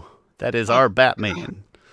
It had no right being that good, that cartoon. No right at all. Today, you could have a board meeting and try to sell this to kids and adults, and then be good throughout your entire lifetime. There's no way. I've watched a lot more of the cartoon. Sorry, Chris, go ahead. I would say it's weirdly more adult in a lot of aspects than a lot of live action. Like, Bruce Wayne has sets like twice in this movie, which is like, how the heck did they get by and do this? As a kid, you're just like, whatever, they're hugging, face to black, okay. But I've watched through a lot of the cartoon over a lot of the animated series over recent months. I'll say like the past 4 or 5 months. And it's one of the few like of my early childhood cartoons that I can remember that doesn't like fall off a cliff after 2 seasons. I think it gets better after 2 seasons personally. Big fan of 3 and 4. I think I'm about halfway through 4 at this point. Whereas a lot of those other ones I can remember like season 1, maybe a season 2, and then just absolutely off of a cliff. No, this one continues to, I think, progressively get better in production value throughout those middle seasons at least. Yeah, well, it's interesting you say that, like the after season 2 or whatever. It's kind of like the CW. I liked Arrow up until about season 4, and then I was like, okay, by the time he's been trained by all these people and survived all this stuff, he should be dominating whatever comes in his way, right? I mean, same thing with the Flash. Speedster, we get it. That's all you can throw at the Flash, and then like he gets knocked down, and then the person's gone, even though he could search the city and find him in 10 seconds. Like after the 3rd season, they just beat the horse to death. So yeah, I'm with you that something like a cartoon from our childhood is still good to this day. was great then, good to this day. It just blows me away, man. It just blows me away how good it is. All right, we can get into spoilers now. Yeah, we've been talking for hour 5 at spoiler time. Absolutely. Holy crap. Chris, I'm taking these timestamps on now because there's no way I'm going to remember these later. I'm writing them down immediately. I promise you guys, I got 2 kids, but I promise you that you guys will tap out before I do. Oh, yeah, I'm weak. I'll tap out immediately. No. This is all I do. This is all I live for. I stay up till 2 o'clock on a regular, or 1 o'clock on a regular. Yeah. All right. And still do a full-time job. And anyway, no, we won't stay up. Maybe not. Anyway, I don't know how long. But, all right. First thing I absolutely loved about this film was one thing. The first 10 minutes, I think, is just beautiful. Just Batman. I'm just like when they talk about the shadows, he's like, "I am the shadow." Also, inner monologue, Batman. Love it. It's straight from the comic books. I love getting into the psyche of Bruce Wayne, and that worked so well. They couldn't do that throughout the whole entire movie, but to have it at the beginning, at the end, I think was just genius. But the one part, I loved the beginning. It was great. The first 10 minutes, great. But there was a break where like he was doing his big inner monologue. Then there was a long break. And then he had like another small piece of inner monologue. There was. And it threw me off. It was uncomfortable for some reason. So that was actually a small nitpick. Very small. I think they should. Yeah, I think I noticed that the second time. I think they should have cut the monologue down just a little bit in the end because we get it. Like, we literally are seeing you save these people. You're waiting on the chopper. We see that you're looking up into the sky. You know, a lot of people are talking about the rebirth from when he falls into the water, baptism kind of a thing. Like, you know, we get it. Like, you can say a couple things, but man, they laid it on a little thick, I think, in the end. But I don't care. I want it all. I want it all. I get that. There was that part, Sean, where there was like it's been like too long of a 8 break. Minutes. Yeah, and then it was probably like 8 minutes between them, and then you had it in there. It just threw me out of the like I was at that point. I was, what do they call it when you're immersed? And I was in it, and then all of a sudden he's talking to me again. Where'd this guy go? Okay. Who that? But the shadows thing, it was just like that was great. I love that how you using the shadows. I am the shadows. Oh yeah, it's like people see the shadows. They're like, I don't know, man. Batman could be behind there, and the bat signal's up. Nah, that spray, that can of spray that went in that weird shadow room. Nah, that's done. I don't need that anymore. Hey, what if you have a flashlight? No, absolutely not. No. And then the dude with the drop head mask, he gets hit by a car because he's staring into the shadows. Yes. I laughed. He's so he's so scared of the shadows that he got hit by a car. Yeah, that's great. The thing is that Nolan did that in The Dark Knight, right? At the beginning of there, like Commissioner Gordon has the light on, and then all the criminals see the bat symbols on, and one guy's like, "Nah, man, not today. Today's not a good day. They're doing like a drug deal." And one guy's like, "You got a better chance of hitting the Powerball and running into him." So that was like a little bit, and then Matt Reeves was like, "Let me just expand on this," and it gave you so much more weight into it. Well, there's also like Batman 89 where he's building up the fear. He's like, "I want you to tell all your friends about me. Who are you? I'm Batman." Like, and the getting shot and rising back up, like that superhuman, nasty, actual bat. Like, I like that they brought in some of those elements. Remind me here in a second, because I want you to go back, but remind me in a second, 89 Batman, where Batman's at in 89 to where this Batman is. I want to talk to that when you're done, because this is a good build to that character. You're right. Yeah, I'll just mention real quick. Batman didn't even save that couple from getting robbed. He watched them get robbed, did nothing about it. They didn't return their stuff. He was just like, I'm just gonna beat up these criminals and tell them to tell their friends about me. I'm not gonna help those people. He was using that, Chris. He was using that. On a roof, man. Those people are like, we got robbed. Apparently, Gotham has a Cape Crusader around. We wouldn't know. He didn't save us. We could have got shot, but he was watching from. Anyway. He's a millionaire. He could have dropped down there, gave him $100,000, and be like, "Okay, now I'm gonna go get these dudes." Sure. Anyway, I think I'm pretty much elaborated on the shadows part. What were you gonna bring up, rocking. John? Well, it was just kind of curious. It's something that this movie does a couple sneaky things it's in your face, but it flows so well that nobody really talks about it. One of them that I was thinking about was the fact that he's been Batman for 2 years now, and so he's still developing the shadows, the fear and stuff like that, the vengeance. Mm-hmm. But it's weird how there's a combination of he's working with Gordon and that trust is built up enough to where he's just like bringing him in with his cop buddies. And then, but then he goes to like the clubs and stuff like that. And they're like, who are you supposed to be? And then like, he's like people seem to be confused who he is, but at the same time, he's got a good connection with Gordon. I buy that connection.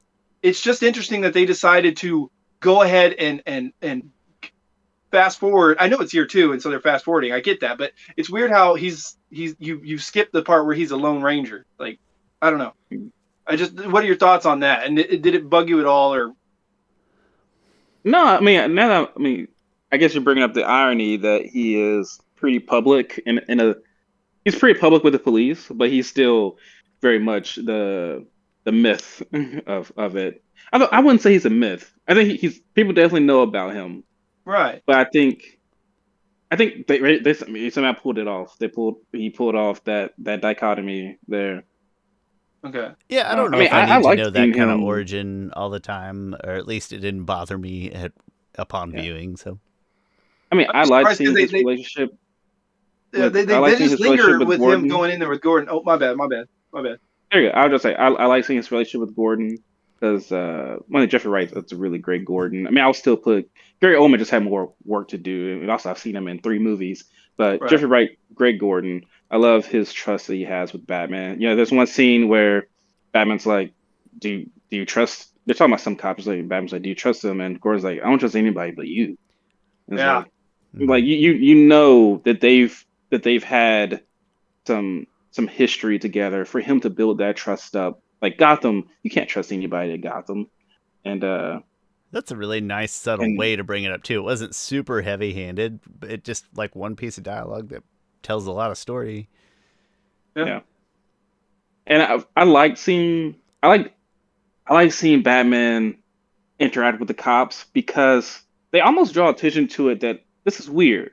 This is weird that Batman is walking around a crime scene. Right. And he's a guy in a mask. He's a vigilante. And yet and people are like, Gordon's like, this is normal. But everyone else is like, what? Who the hell is what is this? And at one point, Batman picks up some evidence, and some guy's like, chain of evidence, like, and Gordon's like, he's wearing gloves. Right. It's just, they do a nice job of making it feel uncomfortable in the right way.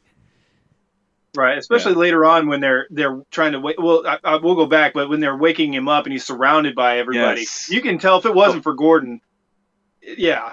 Oh, without a doubt, yeah. And so one of the differences that I found between Nolan and between Matt Reeves, Nolan likes a good wide shot. He likes to show you, besides those fight scenes in Batman Begins, he likes to show you kind of everything because he's great at framing the shot. He was great at the cinematography and stuff. He wants to show you the beautiful shot. Matt Reeves was like, I'm gonna just zone in and close up on stuff, which made it feel way more claustrophobic. Does that make it feel more comic book like? Does that play into the comic book to movie feel? I think exactly right. If you think about a comic book, right, a page of comic book, you got about probably, except for splash pages, you got about 5 to 9 panels, and those panels can't be wide for a lot of times. They're up close mostly on what they're on, especially a lot of Batman comics. And so it made it like I felt like Matt Reeves. I felt like I was seeing the panels on screen. It's weird. I can't even kind of describe it, and that's why it felt comic accurate to me because I felt like I was watching a Batman comic come to life in a certain sense. It was very claustrophobic. Yeah, the super dark color palette too, and making me think of both the animated series and like a really cool color. Like it played into the comic book vibe for me personally as well. Yeah, and they did play up. To me, they played up a lot of similarities to the comic books.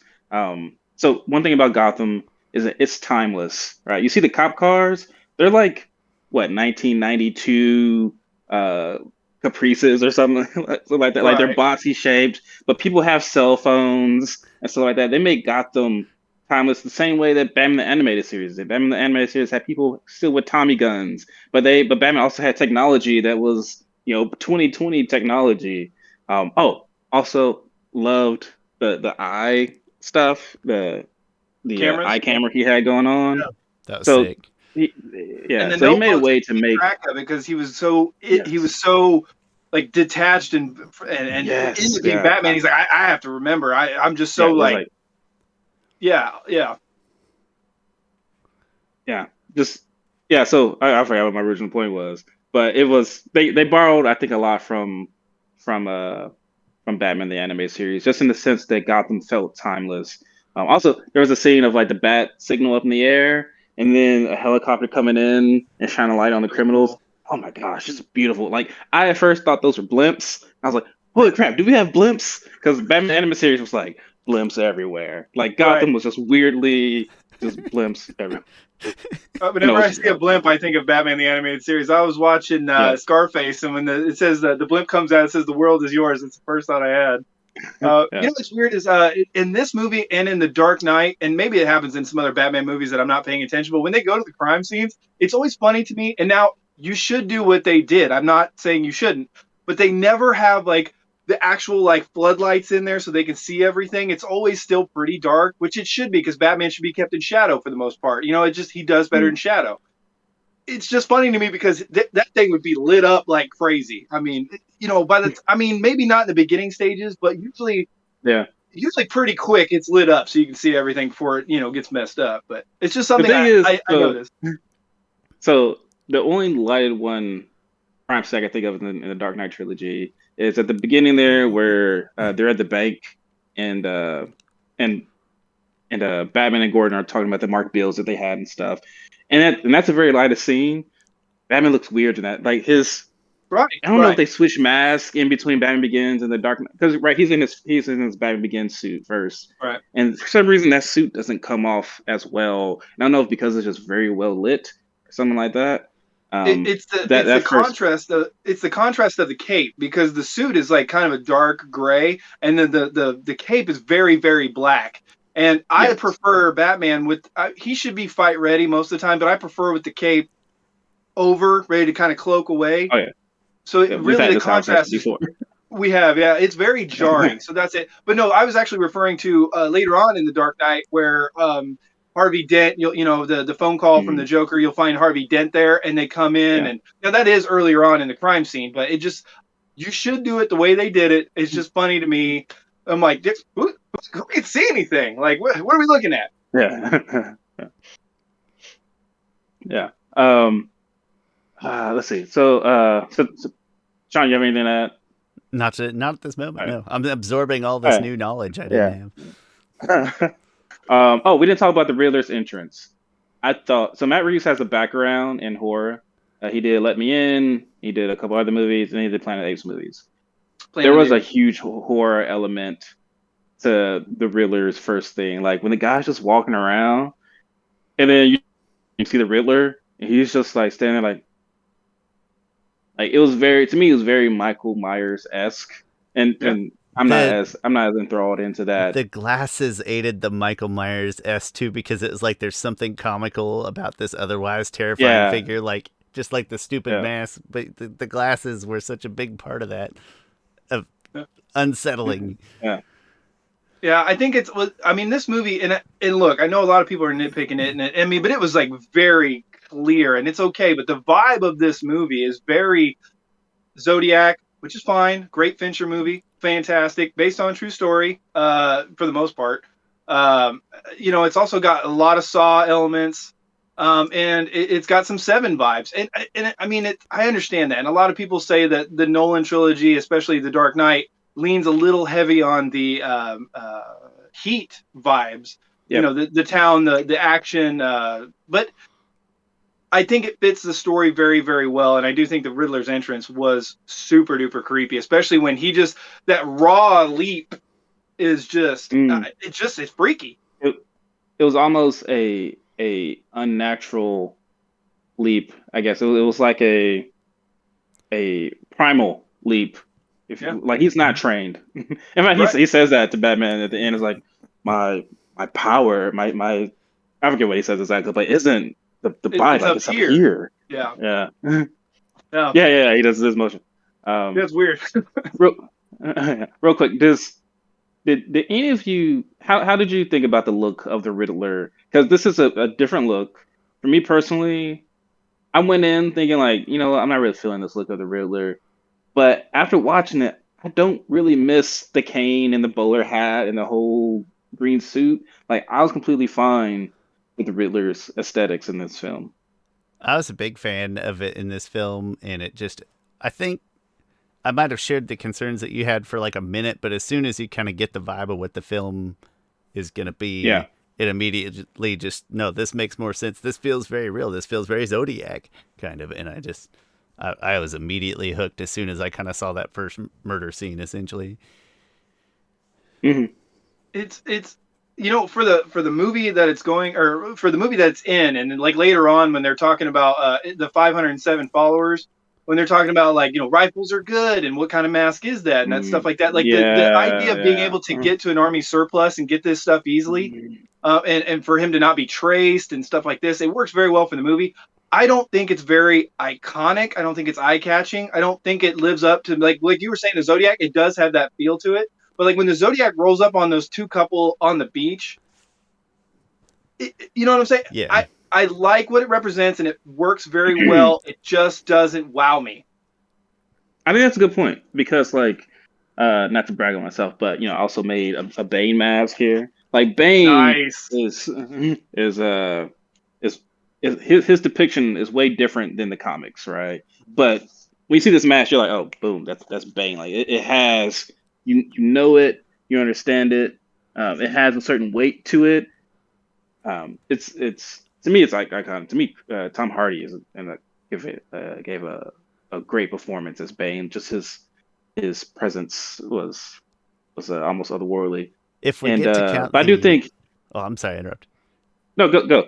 If we get to count the duct tape, when I think it's still not as grabbing as the Bane mask even. So you're picking what we like as a good character in a movie that we maybe like a little less, but that's still a better hook. But I did like, again, that the glasses kind of not fitting into the rest of the getup, and the duct tape being just such a mundane everyday item. There's still a little of that to me, but I will agree with what you're both saying. If that's not quite as gripping as the other examples we have. Did you guys see the meme? And I did not notice this. This is not me being smart or whatever. But did you see the meme where it's got? I can't remember the joke that it says, but it's got this Riddler and it's got Jim Carrey's Riddler, and they have the exact same glasses. Do you think that was on purpose? I saw that. Oh, I saw that. That's kind of fun. They are the exact same glasses. Like, it's weird. I don't know how that's not done on purpose, because they are the exact same glasses. Yeah, maybe that's some little little love nod Easter egg thing. Maybe I don't know. Yeah. The thing is, I do think Jim Carrey has it in him to have been a good Riddler, especially after he's done more and more serious films. Because that first one was pretty early in his non-comedy. Yeah, that was career. I think that was in between Pet Detectives. Yeah, so definitely not too high into a serious. Well, not that it was serious, but that's when he went from making $300,000 a movie to, well, no, it might have been 300. Sorry, it's either 30,000 or 300,000 to like I think it was 3 million. Like he jumped so hard after Pet Detective. Yeah. It was wild. Real quick, just funny story about Jim Carrey. That the Cable Guy had a $60 million budget. Right, and it's directed by Ben Stiller, who's a great comedian, right? He's a good actor. He gave Jim Carrey $30 million to be in. He spent half the budget on Jim Carrey. I'm thinking, I get it that you got to ride the wave and the flow of what's happening in cinema, but my God, half your budget on an actor? Okay, but I loved that Super Bowl commercial. It was a boring year for Super Bowl commercials. That one is like the one that stuck with me. More than the movie, like almost like the commercial more than the movie. Oh, so good to see that again. That's movie's underappreciated in my opinion, but anyway. I've never even seen Cable Guy. Chris, you would probably kind of like it, I think. I think you'd appreciate it. Yeah, it's good to go back. You'll be surprised at the movies I haven't seen. I'll lose my YouTube movie reviewer card if I told everyone all the movies I haven't seen. That probably Harry Potter. He's probably never seen any of them. I've seen all the Harry Potter films. Like I said, we mostly do horror, but like some people like throw out things at me, and there's so much bad horror. it's like they want to kick me like real down, but I'm like, guys, I don't have time to watch all the crap. I just want to watch good movies. Like, I'm sorry that you love blah blah blah, but I've never seen it. I'm sorry. Like, anyway. Yeah. Oh, one aspect we didn't talk about yet, and it was with the shadows. One of my favorite scenes is the Asian guy, and I'm specifically calling out that he's Asian because I think Matt Reeves was being deliberate with casting an Asian person as that. Right, he gets off the train, Oh, and the skull people are following him and stuff. I think he was deliberately doing that to call out. I mean, recently, especially since COVID, there's been a larger rise in Asian American hate crimes against Asian Americans for some dumb reason, and I think he was calling attention to that. But so Batman, he oh gosh, he just comes out the shadows, and you don't. He's not wearing spurs, but it sounds like it must be his belt or something. Something is just. He just comes out, he's and stomping. yeah, and The then some guy's like, "What are you supposed to be?" And then just. Like, just I'm and then he gets prepared like, to "I'm say vengeance." that the sound, like the sound effects and the sound design of this movie, might have been my favorite part. So Right. so crunchy, so like this. It Yeah. sounded like he's wearing spurs and he's not, but you can feel that rubber moving when his foot hits the ground, and it was the Like brand new best boots. audio experience I've had in a theater. On like just sound effect and sound design, soundtrack aside. And I think a lot of that comes from the roots of horror, like the building of tension, the suspense, the Yeah. waiting to show the shark thing, yeah. And I think, like you're saying, Chris, if you want to get deeper with that, because like you said, if they actually chose an Asian character in the movie, a person, whatever, you can also think of it as the mob mentality, right? Like the guy who really doesn't want to be there, but he's forced in there, and the gang. And um, I like it. I like movies like this. Like we talk about, we chew on it a little bit more. You can go a little bit further with it. What does the movie have to say? And it's talking about vengeance, and at the end of the day, hope. And I like that you brought that up, because yeah, it goes into the play of the movie. Yeah, that scene's fantastic.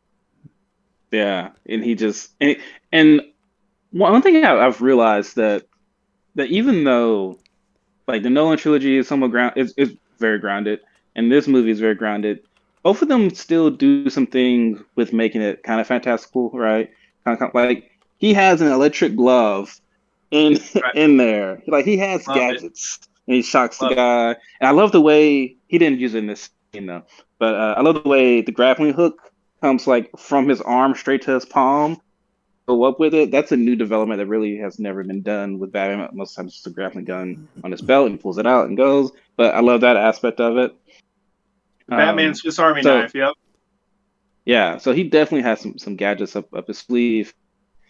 And yeah, just beating up all those criminals. And then at the beginning there, he looks towards the guy, and the guy's like, "Please don't hurt me," or I think he might say, "Please don't kill me."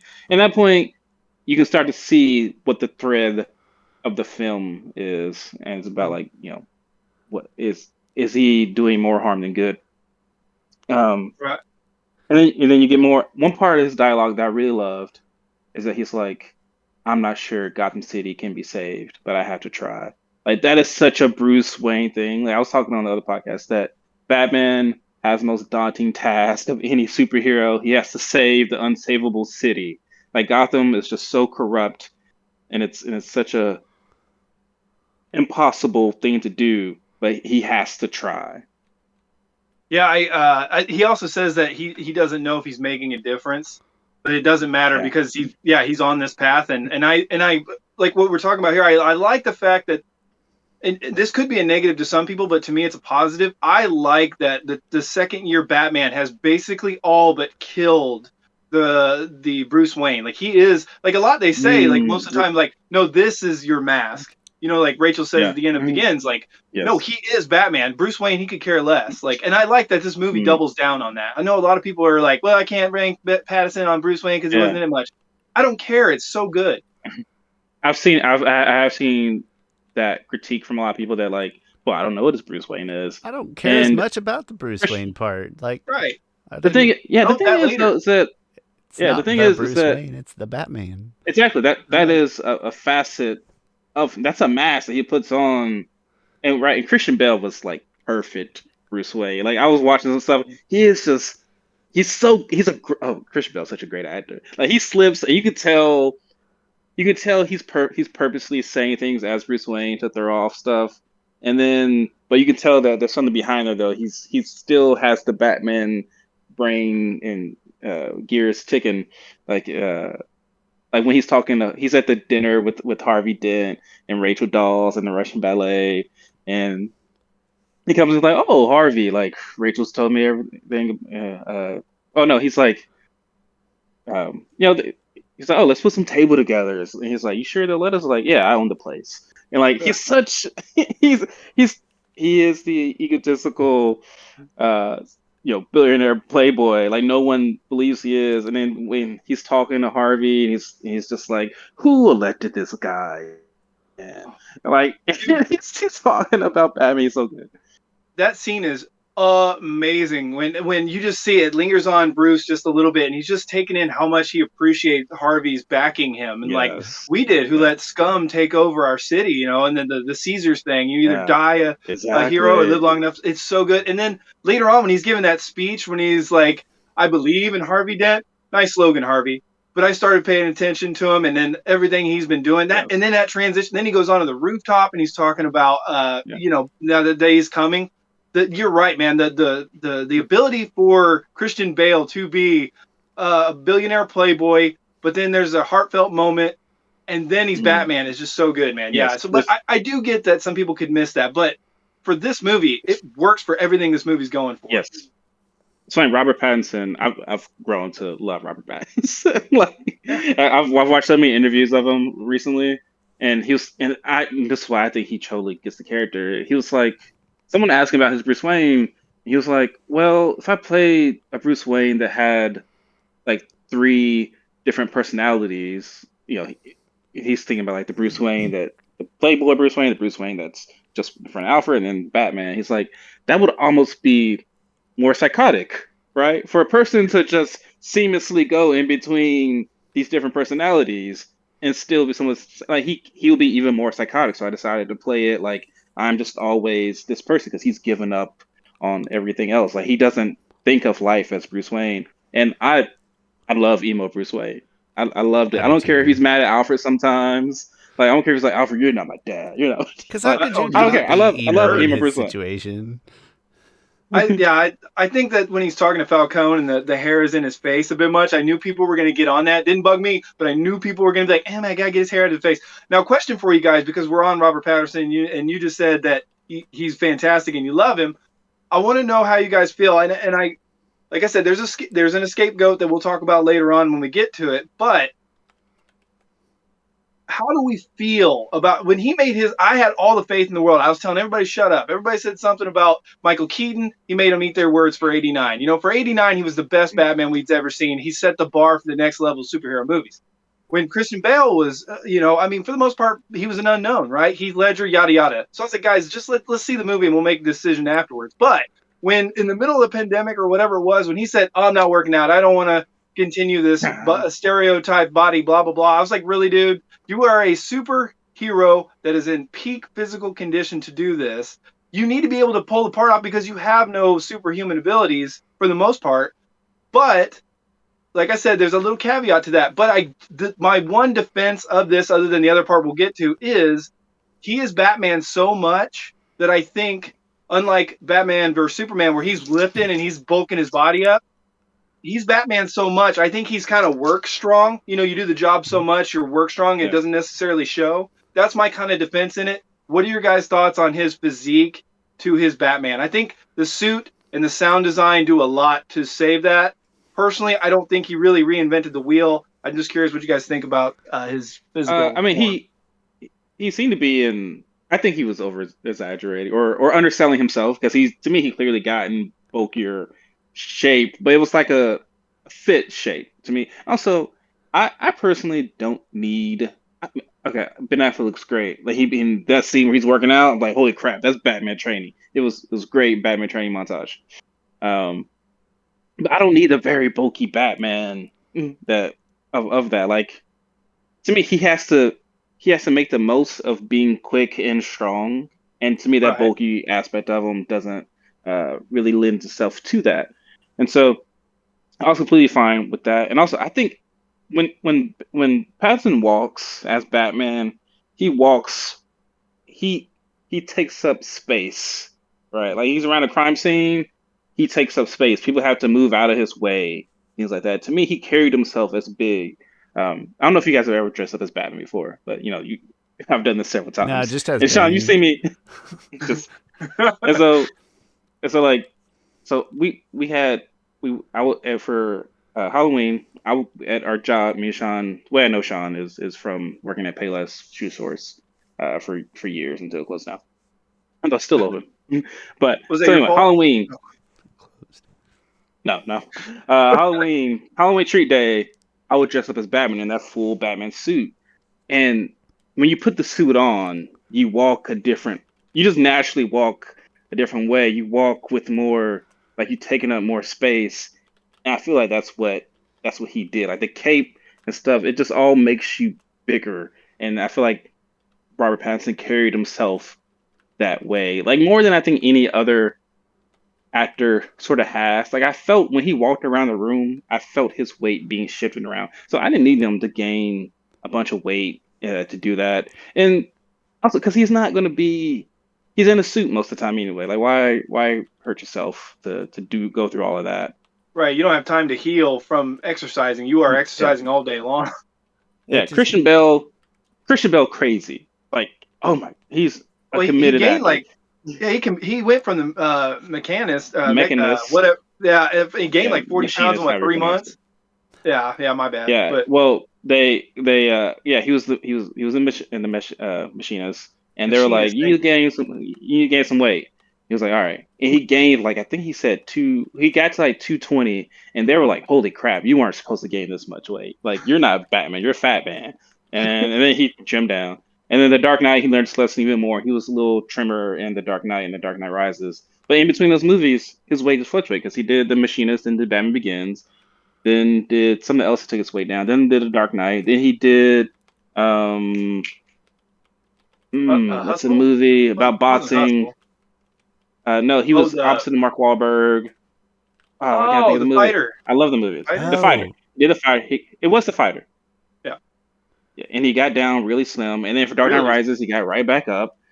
Um, yeah. So to me, as actors, like you don't have to hurt yourself to go through all that to try and bulk up.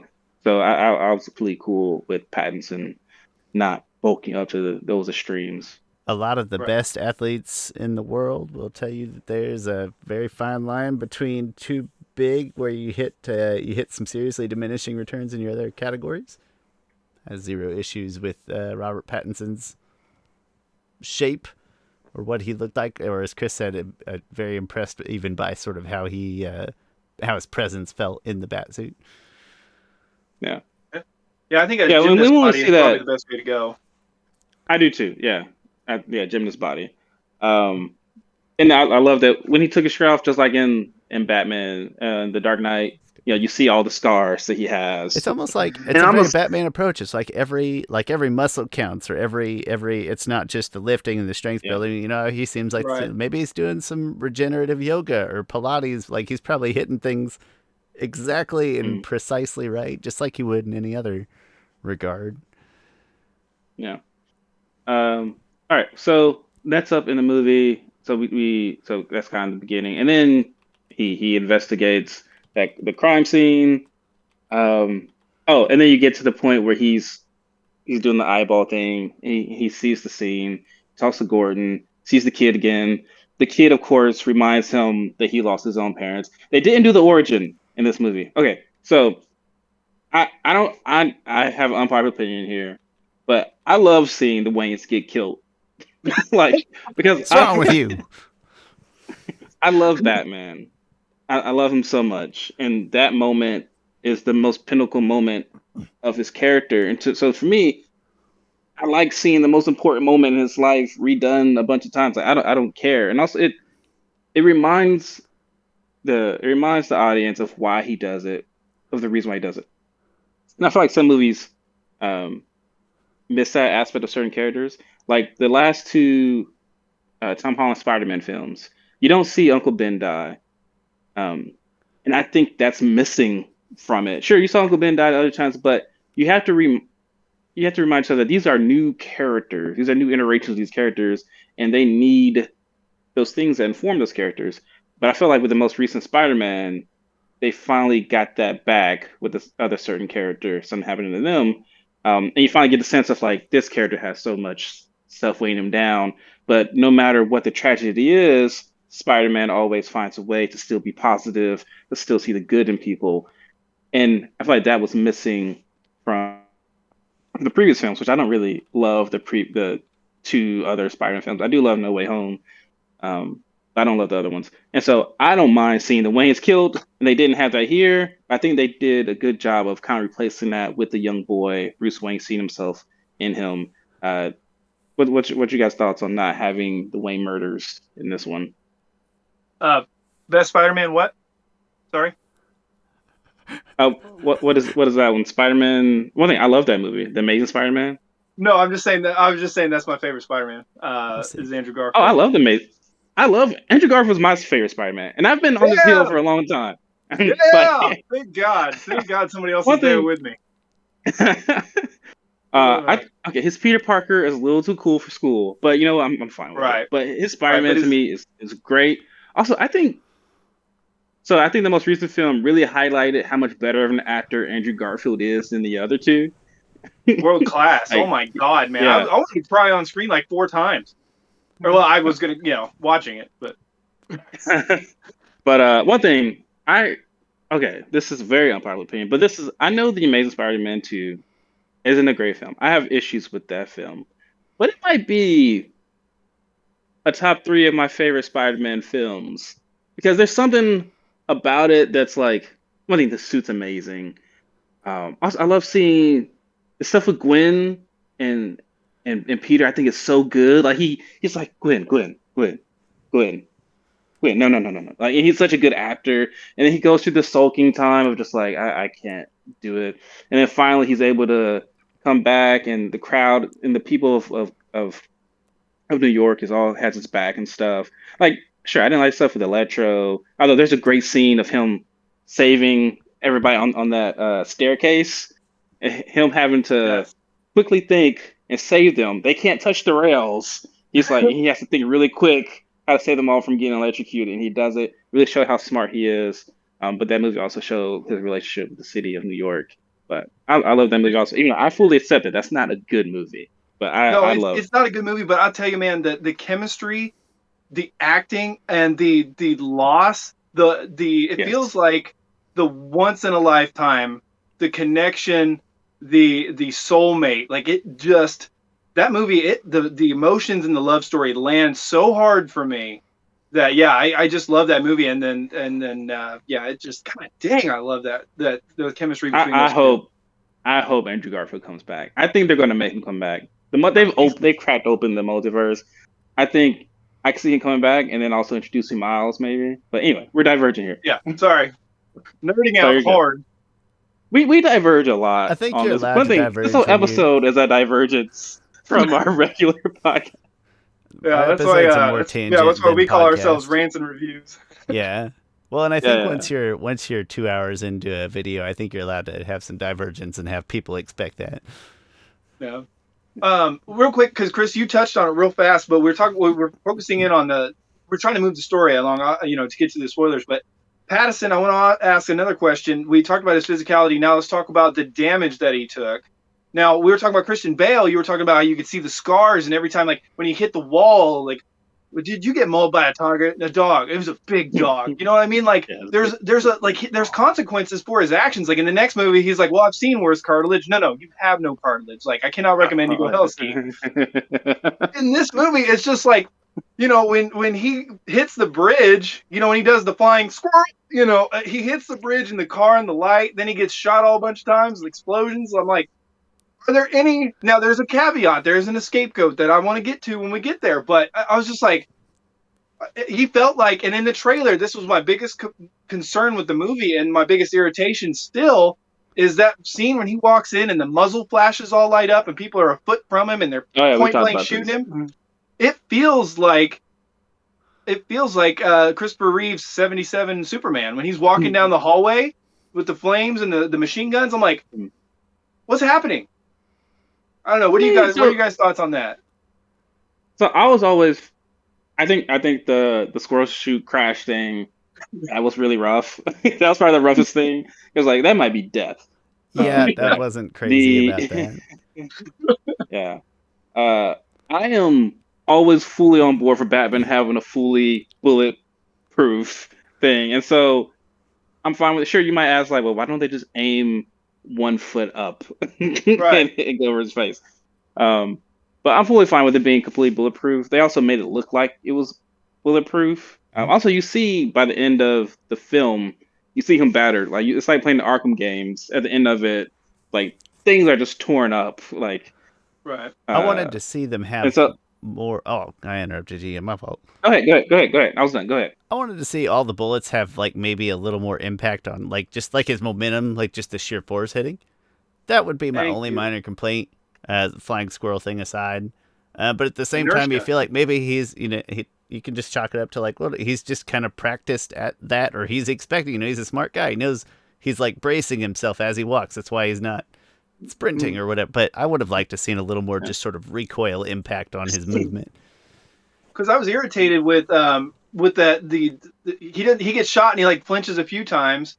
The muzzle flash scene really bugged me. The scene that I was really irritated though is where him and Catwoman, I'm fast forwarding, but Penguin shoots and it puts his arm up and he falls down and then he teleports to his car. But I was like, why did he just fall down from a gunshot from a little 9mm Uzi from a distance? But on rewatch, he gets shot in the head. So it's real fast because it's like, but he actually gets shot in the head, and that's why he falls down. Okay. So no, I didn't pick up on that at all. Thank you. That probably makes sense then. Getting shot in the head, probably get concussed a little bit. Well, and even, I do think there's some inconsistencies. Yeah, I do think there is some durability inconsistency because he gets shot with a shotgun, and wait, does he? And he's knocked out. Yeah, he's knocked out because he can't get up and save Selena. Both barrels, but still. Yeah, and like machine gun, like pretty much 2 feet away. To me, is I don't know how shotguns feel. I never one been shotgun shot. feel compared to like dozens of bullets riddling off of you.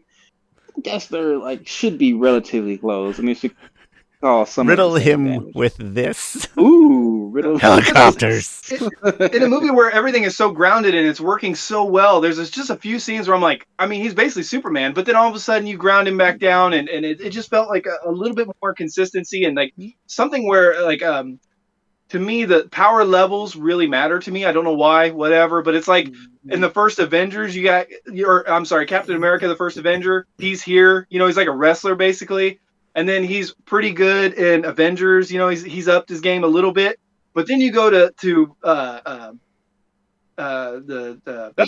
Winter Soldier, and he's just dominating. And then you go into the rest of them, and he's just dominating. He's learned all these flips and tricks and twists. I don't know where he learned all the gymnastic stuff from, but it just feels like power levels to me are very important, and that's just something that bugged me a little bit. But funny story also, real quick. My dad actually got shot by his brother with a 12 gauge and survived a headshot, but it was also from a distance, and it was from falling pattern. Yeah, my uncle across the way, they were hunting, and he went to use the restroom, and then pheasants flew over and he forgot what my dad was, and he pulled the trigger, and he actually shot my dad in the head. Oh my goodness. I have a weird story also about my dad and brother. Well, I mean, not really. Dad and brother. It's somewhat. I don't have any brother. My dad and his brother. Anyway, not really important. My dad never watched this, but my dad might have killed his brother. Anyway, not important. God dang! It's he went to court for it and everything. They dismissed the charges because they found he had an aneurysm in his head, and anyway, not important. But just a weird thing. I don't have any family murder stories to share. I'm sorry. Yeah. Come on, Shawn. My dad was oldest of 11, so they tried to kill each other all day long because they were in That's a fair. 3-bedroom house. Like, yeah, one day his sister got upset at one of his brothers. Can't remember which one, but she grabbed a meat cleaver, threw it across the room, hit my dad in the sternum. My dad, when he was in Your dad was Vietnam. a trooper. Oh yeah. My dad was in Vietnam right before he left too. He was That was on easy. a hunt. Yeah, yeah. Well, yeah. He was right before he went to Vietnam. He accidentally shot himself in the leg. His gun discharged while they were walking. And when he got to Vietnam, they're like, God, how many Purple Hearts do you have? And he said that no, this is all from me and my siblings. They were just like, oh my God. He's like, yeah, Vietnam's a safe place. Like, yeah. Anyway, sorry to derail. Brother, sister, self, the usual. Right. They were vicious, man. It's a wonder any of them lived. Is it back to Batman? Sorry. Okay, so we get to the point. We get to the point where I love where he met Selena. Right, he goes into Penguin's place. He sees he meets the twins, which I love. Yeah. I love that. Yeah, he's just like, do you know who I am? And they're like, look at this guy, and he just punches them. Like, he has no regard for anybody. And then he takes out like all these people. He eventually meets Penguin, and Selena's there. And there's this like one thing I loved Colin Farrell. Like I still see interviews with Colin Farrell talking about the movie. I'm like, Colin Farrell, what are you doing? You weren't even in the movie. Like, because he just, I honestly do not see Colin Farrell. Like, shout out to the prosthetic people and also his acting ability, because I don't see Colin Farrell at all. He's got a couple eyebrows raised moments, but other than that, he's just immersed into that character. And it's funny because it's like everybody does dream casting. Find me somebody out there that dream casted Colin Farrell as a Penguin. Yeah. It doesn't even make sense when you say it out loud. It don't even sound right. Yeah, right. I cast, Jesse. I did a fan cast video for this movie when it was first announced. I had Jesse Plemons. You know who Jesse Plemons is? It's not familiar. He's from Breaking Bad. He's in Breaking Bad. He was also in Friday Night Lights. Let's see, what else was he in? Trying to think. Name something that's not a drama.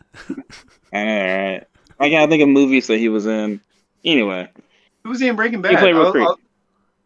He was in the final season. He was the guy. He was like the kid, sort of young guy who they teamed up with.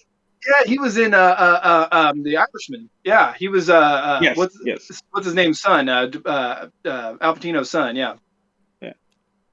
Yeah. So I thought he would make a great Penguin. Yeah. And then for Riddler, I casted Jude Law in my thing, because he has that type of deal. For Batman, it was Luke Evans. You know who Luke Evans is? He's played Dracula, then movie Dracula, and then Beauty and the Beast. To me, he has a really good Bruce Wayne Batman look for it. Anyway, but I completely agree with his casting. I forgot who I casted as Selena. I mean, can't but remember honestly, her name. none of the cast would be people, and this isn't my strong suit, but I wouldn't have chose, most of these people prior. I would not have chosen Robert Pattinson or Colin Farrell or or Zoe I put him Kravitz. as a Nightwing. Along with that. I put him as a Nightwing for Batman v Superman, like in that timeline kind of thing. Yeah. Yeah.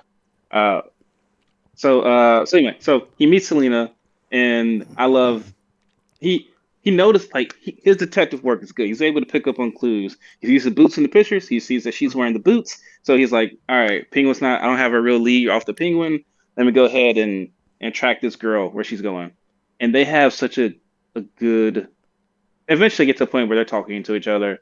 They have such a good back and forth. Absolutely loved it. Like, there's a scene where she's like, the whole scene of like, Batman's like, you got a lot of cats. She's like, think about strays. Just the way she says that and looks at him, like, that is so freaking Selena Kyle. Like, it's so Catwoman.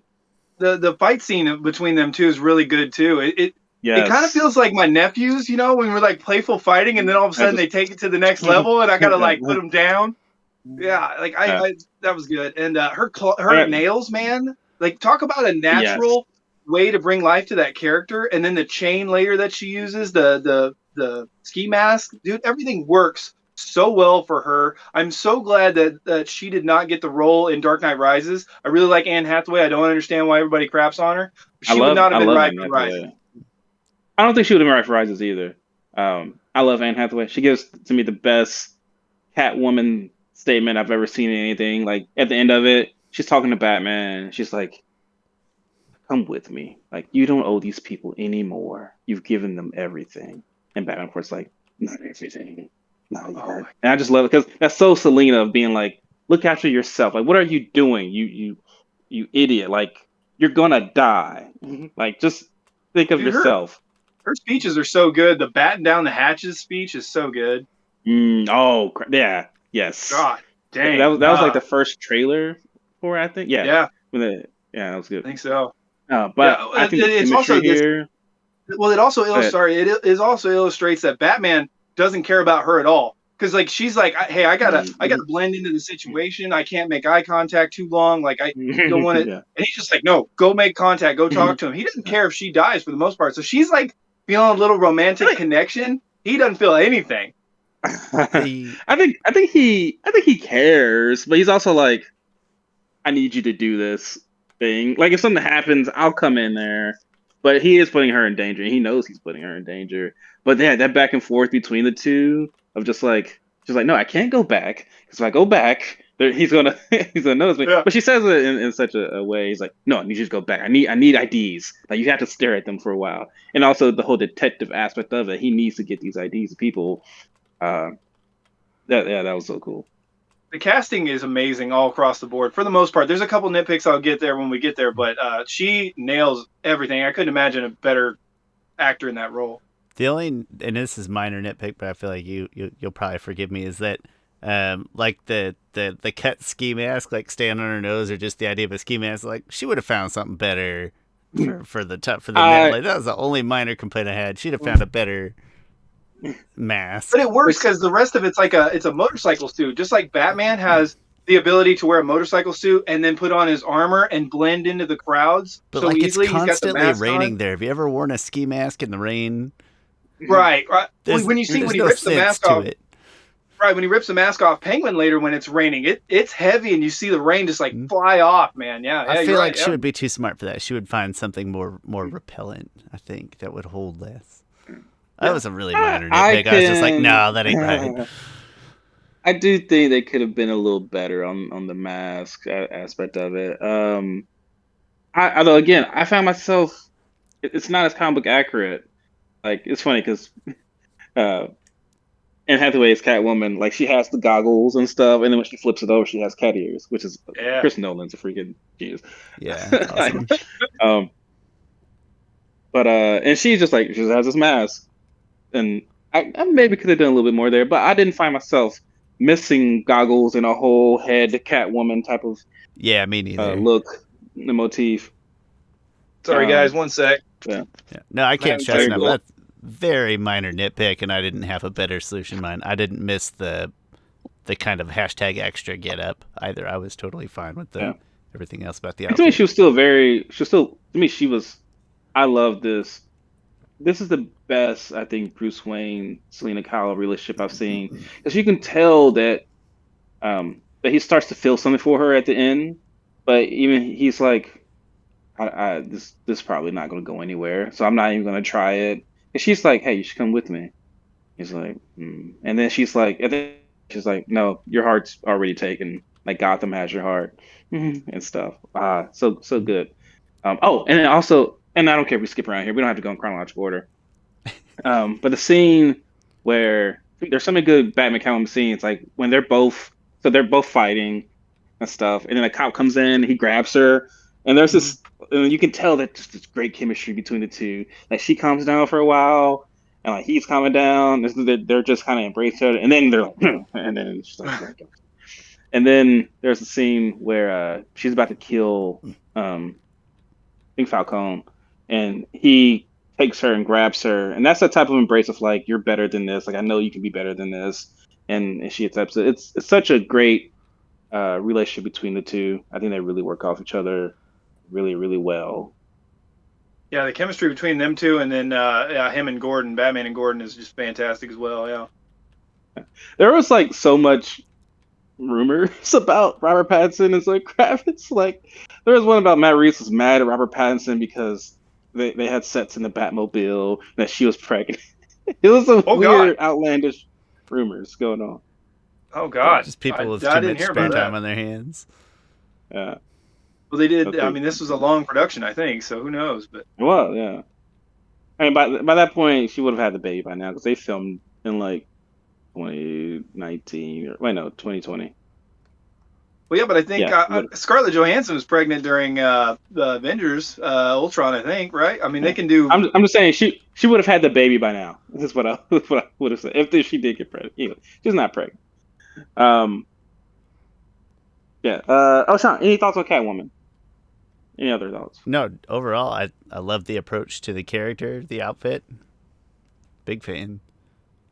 Yeah. Maybe a hair more than Anne Hathaway, but I too am a pro Anne Hathaway. Yeah, so after my first viewing, I was like, nah, Anne Hathaway's still my favorite one. Now that people love Michelle Pfeiffer's Catwoman, I get it. She's iconic. She really is. I mean, it's just not. It's just not. The movie is me. such a turn off there for me. Yeah. Personally, Yeah. But no, I think I actually like this variant, this take on Catwoman a smidge better than in Dark Knight Rises. I think I'm there too. After my first viewing, Anne Hathaway was like, no, she's still my favorite. But after my second viewing, I was like, no, Zoe Kravitz is my favorite Catwoman now.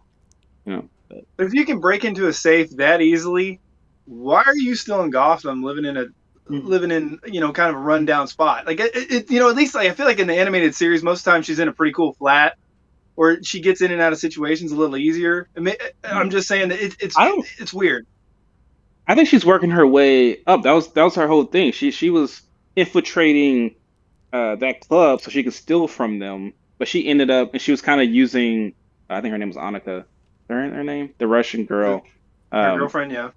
She was kind of using her. I mean, she still cared about it. She was kind of using her though, also to get into the club. So she ended up stealing, that half bag of money, and she was. I think that was kind of her first big feat, her first big steal. Like, and this is the money that she needed to get out of Gotham. This was the culmination of all of her previous exploits and failures and successes right here. This was it. I don't know if I felt that way as I was watching, but as we're talking now, that feels okay. Yeah. So then there's a point. Let's talk about his interaction with the Penguin. I found this movie to be hilarious, mostly because of Colin Farrell. Like, there's that scene where him and Gordon. No, let's start over. All right, so we talked about how he got shot and he got in a Batmobile. Let's first talk about the Batmobile in that chase scene. All right, tell me, what do you guys think about that chase scene? Go ahead, Sean. Oh, I loved it. It's one of my favorite chase scenes in recent memory. I think a tremendous car chase scene, very high octane. There was a few points where I felt like Batman would have and could have done better. But overall, as a scene start to finish, I was gripped. Absolutely, one of my highlights of the whole film, I think. That's saying a lot because I mean, for the most part, once you've seen a chase scene, you've seen them all. I mean, especially like the Bourne trilogy. My God, there's always like a 20-minute chase scene. And it's always the same thing. Well, and here, even at the end of the chase scene, and like it's going to happen, but they did a really nice job with the suspense of like making you wait longer than you thought you had to at the end of the scene. And I love it. I ate it up. There's a guy on YouTube. I can't remember. I think he does the pitch meetings or whatever. I feel bad. I don't know him, but yes. No, I know. Well, it's off of Screen Rant. Screen Rant has all the pitch meetings. I think his name is Ryan something. Because he has his own separate YouTube channel. He's so good, but he has that thing where he was like, what does he say? Where it's like barely an inconvenience, like super easy, barely an inconvenience. Yeah, like right. It's so funny because like you're saying, I love the chase scene, and I want to go back to the Batmobile, but when the semi trailer turns just a little bit, reminded me of Rises, where he shoots the cannons and then jumps onto the on ramp. Exactly. Yeah. It was like boom, like it just hit perfectly, and then he hit the NOS or whatever when the engine lit up, and I was like, I looked at my wife because I knew, like, the first time I watched it, I thought the same thing, and she said the same thing. She goes, "Barely an inconvenience," and we were laughing in the theater. But she was like, "But as soon as the car goes down, which I thought was a little bit too long, like there's a few too many seconds that go by with the penguins looking back, like I got you, and I love that." But when my wife, yeah. when my wife saw the Batmobile, she's like, she did a. I love my wife so much. She did a Deadpool reference where she was like, Ex Machina, worth it. Like Deadpool is like bad Deadpool, good Deadpool, like that kind of stuff. We were laughing in the theater, and I felt so bad for everybody else looking at us like we're weirdos. But I was like, I'm right there with you. But the chase scene was really good because Penguin's in like in a Maserati, so he's like in a very high end sports car. So like the idea of connecting with most people that love American muscle, they love the sound of a roar of an engine. Like I think electric cars are cool, but Batman needs the roar. He has that jet and that engine. played it's into so this cool. great sound design that I was just digging the whole crunchiness of the whole sound, and it was perfect. Yeah, the fire shooting out of the flames, like oh my god, so good. Loved it. So I have the toy version here. Sick. And it comes with sounds. Let's see here. No, not that one. I just leaned into my mic to hear the sound, Sean. And then that's not in the thing. They add to it. I think this is the one that's good. Nope, sorry. This one. All right, yeah. Didn't hear much. You gotta put it by your mic. That's okay. Oh yeah, that's right. Well, now we gotta go through all four. Okay, can't go through all four. But the sound design. This is the most beautiful sounding Batmobile. Like the Tumbler, it has that like it does turns and stuff. It's really good. And then the Tumbler sounds like a Christopher Nolan movie. Big cool vehicle. Yeah. And then I feel like the Batmobile is somewhat derivative of that, but this one is just it has a sound just like he's just there revving his engine, just like if you're in a good theater, it's just you're immersed into it. And it was again, it was maybe not everybody's favorite necessarily or best overall, but it was so good for this movie. Right, yes, and it's right when the movie needed that extra, that link to Batman, building onto the character and making him bigger than what he is again. Like, I thought that was a good time for the movie to reveal the Batman, because I love the Batmobile or the motorcycle. Nobody really talks about, and you don't really see a good look at it till the end with like the ears on the end of it. But yeah, that Batmobile is phenomenal. I think the motorcycle was such like his kind of. I don't know how to say this without sounding like an idiot, but it felt like it was kind of his daily driver, and it just it's not that it's not cool, but it just was. They were like, this is not a big deal. It's very convenient. It's very sensible. But it made the car reveal so much better. Yeah, dude, that thing is so slick. It is. Yeah, so the chase scene. This might be one of my biggest complaints about the film, is that the chase scene. It's a good chase scene. I think it's briefly shot to a certain extent. There's some issues with it if you come out of the movie, because it's not very wide shots. It's very claustrophobic, and they do those side cameras on there. But I was completely fine with that. Other people have complaints about that, and I think it's fairly valid complaints. But this is my problem with the chase scene compared to other chase scenes.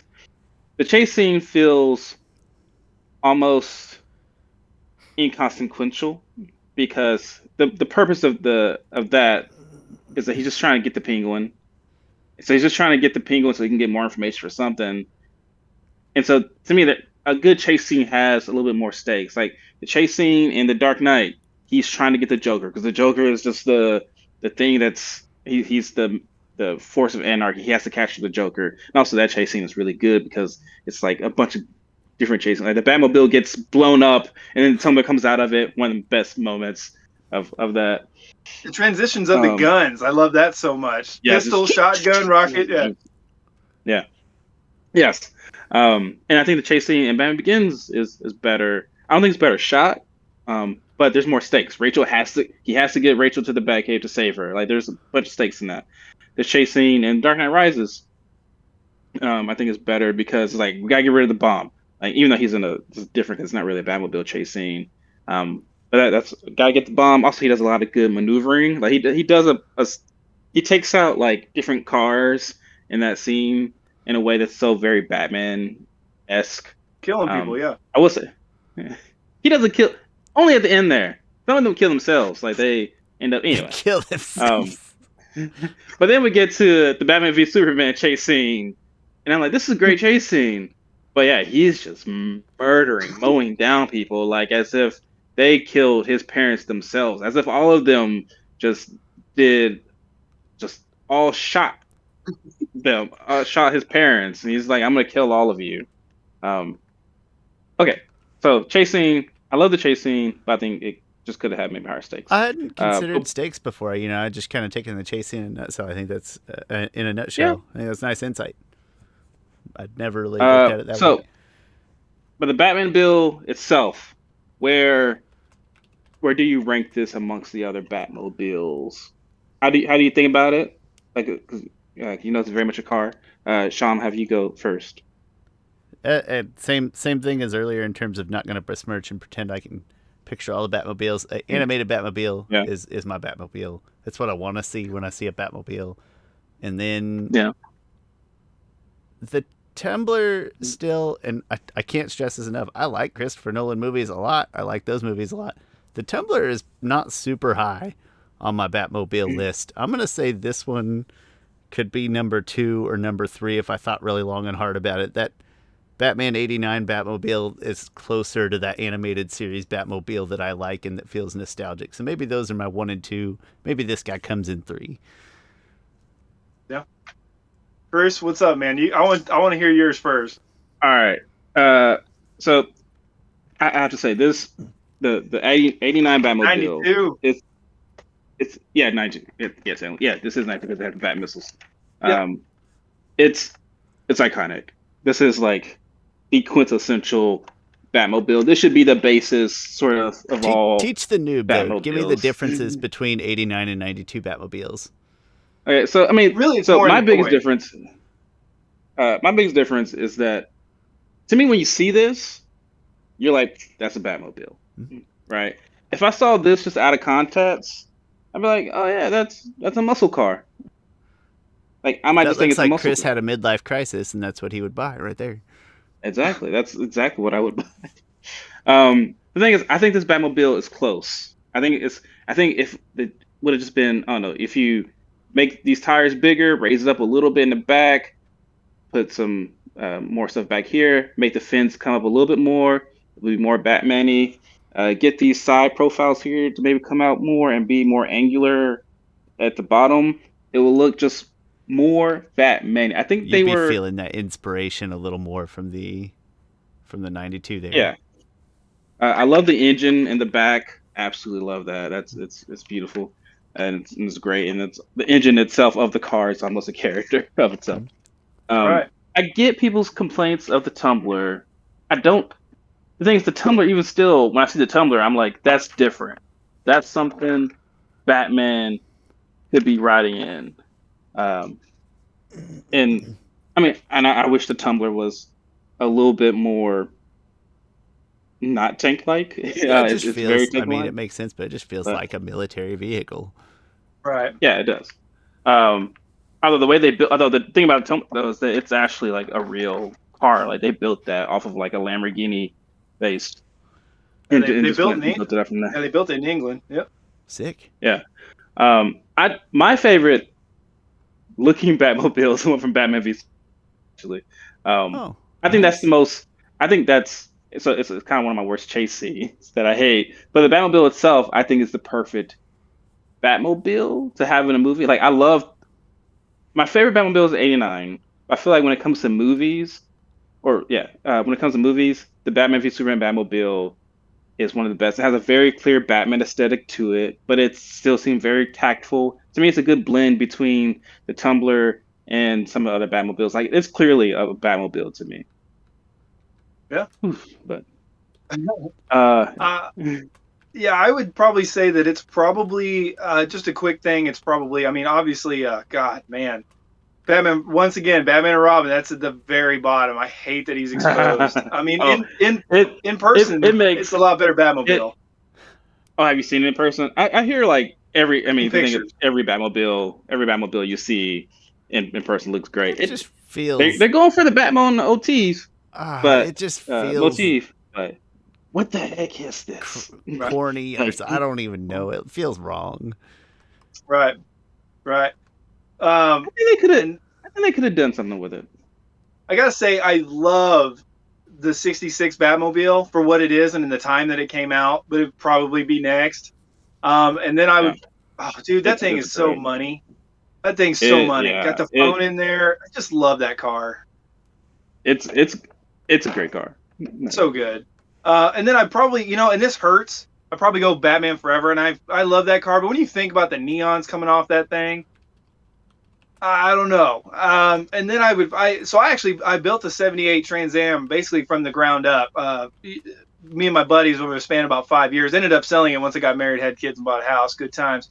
But I would probably put the Batman right there, and I think like you were saying with the cartoon, how it feels like the '89 Batman, and that's why you like the '89 Batman. And like if you look at the toy, you can see that flattened back end kind of feels like the cartoon Batmobile, so I really like that. Mm-hmm. But I would say that it's probably the Tumbler. You got to put a little respect on the Tumbler. The Tumbler's got like all the missiles and like all the screens in there, and he goes down in it, and then when it blows up, it comes out with the Bat Cycle, and that Bat Cycle is one of the coolest things on screen I've ever seen.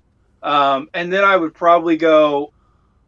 I don't really want to put in the animated series in there. It'd probably be next. It's hard. It's so different because it's based off a cartoon. Yeah, and it's hard to compare those. Yeah, and then I'd probably say actually Batman vs Superman would be my second one. I love the machine guns on the front. Reminds me of '89 Batman. It has the aesthetic of '89 Batman, the mobile on that one, and then it has the aesthetic of the Tumbler. It's like a perfect combination. The Justice League too. When you see it, the metal. I can't grab the toy, but the metal covers over the wheels when he's getting ready to ram into the building or the boat or whatever. They actually shift forward and they act as blockers in front of the wheels. I don't know. There's a lot going on with that Batmobile for as CGI and as fast as it is. I like that. And then '89 Batman, to me, there's just nothing cooler. And I just meant that the toy that Chris has is the '92 one that splits up. Yes, it is. The '89, where is that thing? Oh crap! I don't have it on the wall right now. In my head, I lumped those together, knowing it different. But in I my head, I like.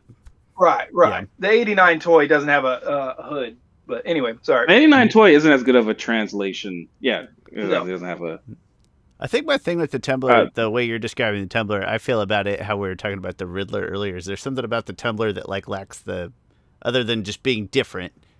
It's so loud. It's some so of the iconic Batman feel, but the same could be said about this, about the Batman, the current Batmobile. Is it as Chris mentioned, it doesn't feel as much like a Batmobile as much as just a really sick muscle car. It's a good second year though, Batmobile. I mean, to build up to something else. Batman, this is a good jumping off point. It's like the suit's almost perfect, but I like that it still feels a little raw. Like it still feels like it's in development. Same thing with the cowl and everything else. I really like the feel of it. So I haven't got to that point. I didn't like the cowl when I first saw it. Just switching gears here, because I was just like, it just looks kind of weird. But for some reason, I completely fell in love with it in the film. I think because it's tight. It's like it is, and he has clear mobility, but it's tight to his face almost. The other cowls aren't tight, especially Ben Affleck's cowl. Like it looks very bulky, and especially Keaton's cowl. That thing is just like he's almost living in there. There's too much space. Yeah, there is. And so I felt like this cowl was.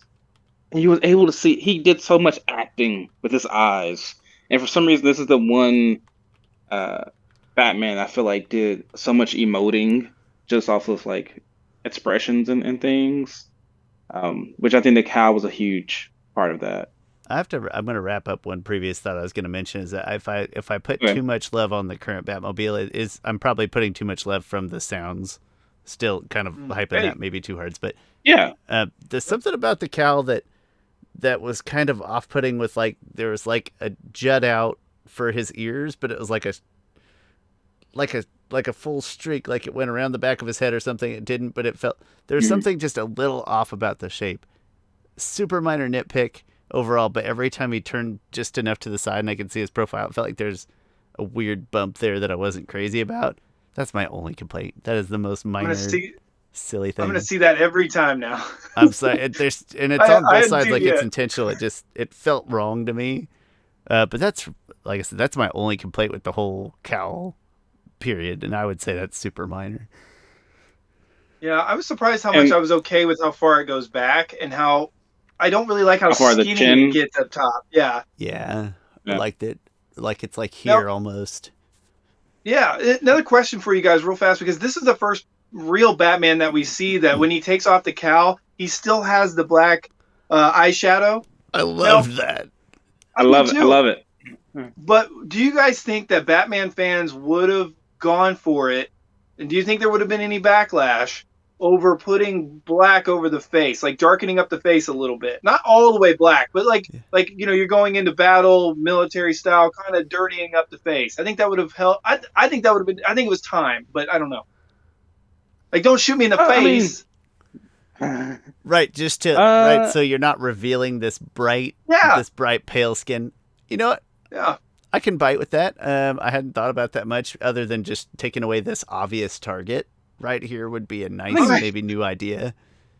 I think if you do that, you might as well just go for a fully masked cowl, which has been done in the comic books. Still has this freedom of movement here and breathability and stuff, but maybe you take away some of the target. Yeah. Put a little mouth guard, little Steph Curry mouthpiece in there. Well, his are clear, but you know what I'm saying.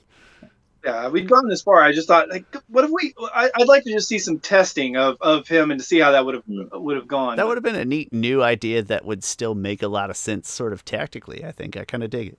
But I left that still played into the emo when he pulls off the cowl and it plays fully into the emo. So great. Yeah. I loved it. I ate it up. Fully the emo.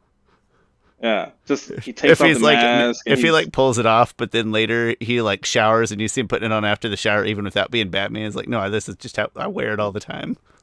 Right. Yeah. No, I like that scene where he's Batman, and then Alfred's talking to him. I think Alfred tells him he needs to take a shower, and then he does. He's also like the accountants are coming over, and then he's like, all right, and then he goes and takes. He comes back. It's like, just what he threw on something. Speaking of Alfred, what did you guys think about Alfred in this film? I was a little less crazy. I'm not familiar with the. Oh, I'm sorry, I jumped again. Well, hey, I'll go first. Go ahead. I'm not familiar with the actor or his other works in particular. I'm sure you could name some things, and I'd be like, oh yeah. Once I say something to Sean, you'll be like, oh wow, really? Probably. Yeah. Well, I'll get my honest review out, and then I'll feel stupid afterwards, but I'll learn something, and I won't forget it. Yeah. Now, I wasn't as crazy about the choice or the portrayal. Didn't connect with me as much, other than in one very key moment. I wasn't as engaged with Alfred here. Yeah, okay. So his name's Andy Serkis. Okay. He plays Gollum in Lord of the Rings. Would have never guessed that. That's incredible. I would have had no idea. He also played Caesar, the chimp in the Planet of the Apes movie. That's why he has a good connection with Matt Reeves. And he should have won an Oscar. He should have at least been nominated for an Oscar for those portrayals, because no one does mocap like he does.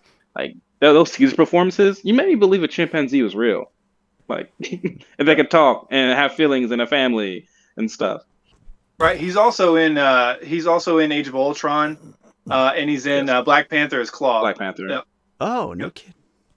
Yep. Yeah. See, my mind. Yeah, live action wise, those are pretty much the only. He doesn't do that much else. Although he did just direct Venom 2, which I did not like. Did he directed that?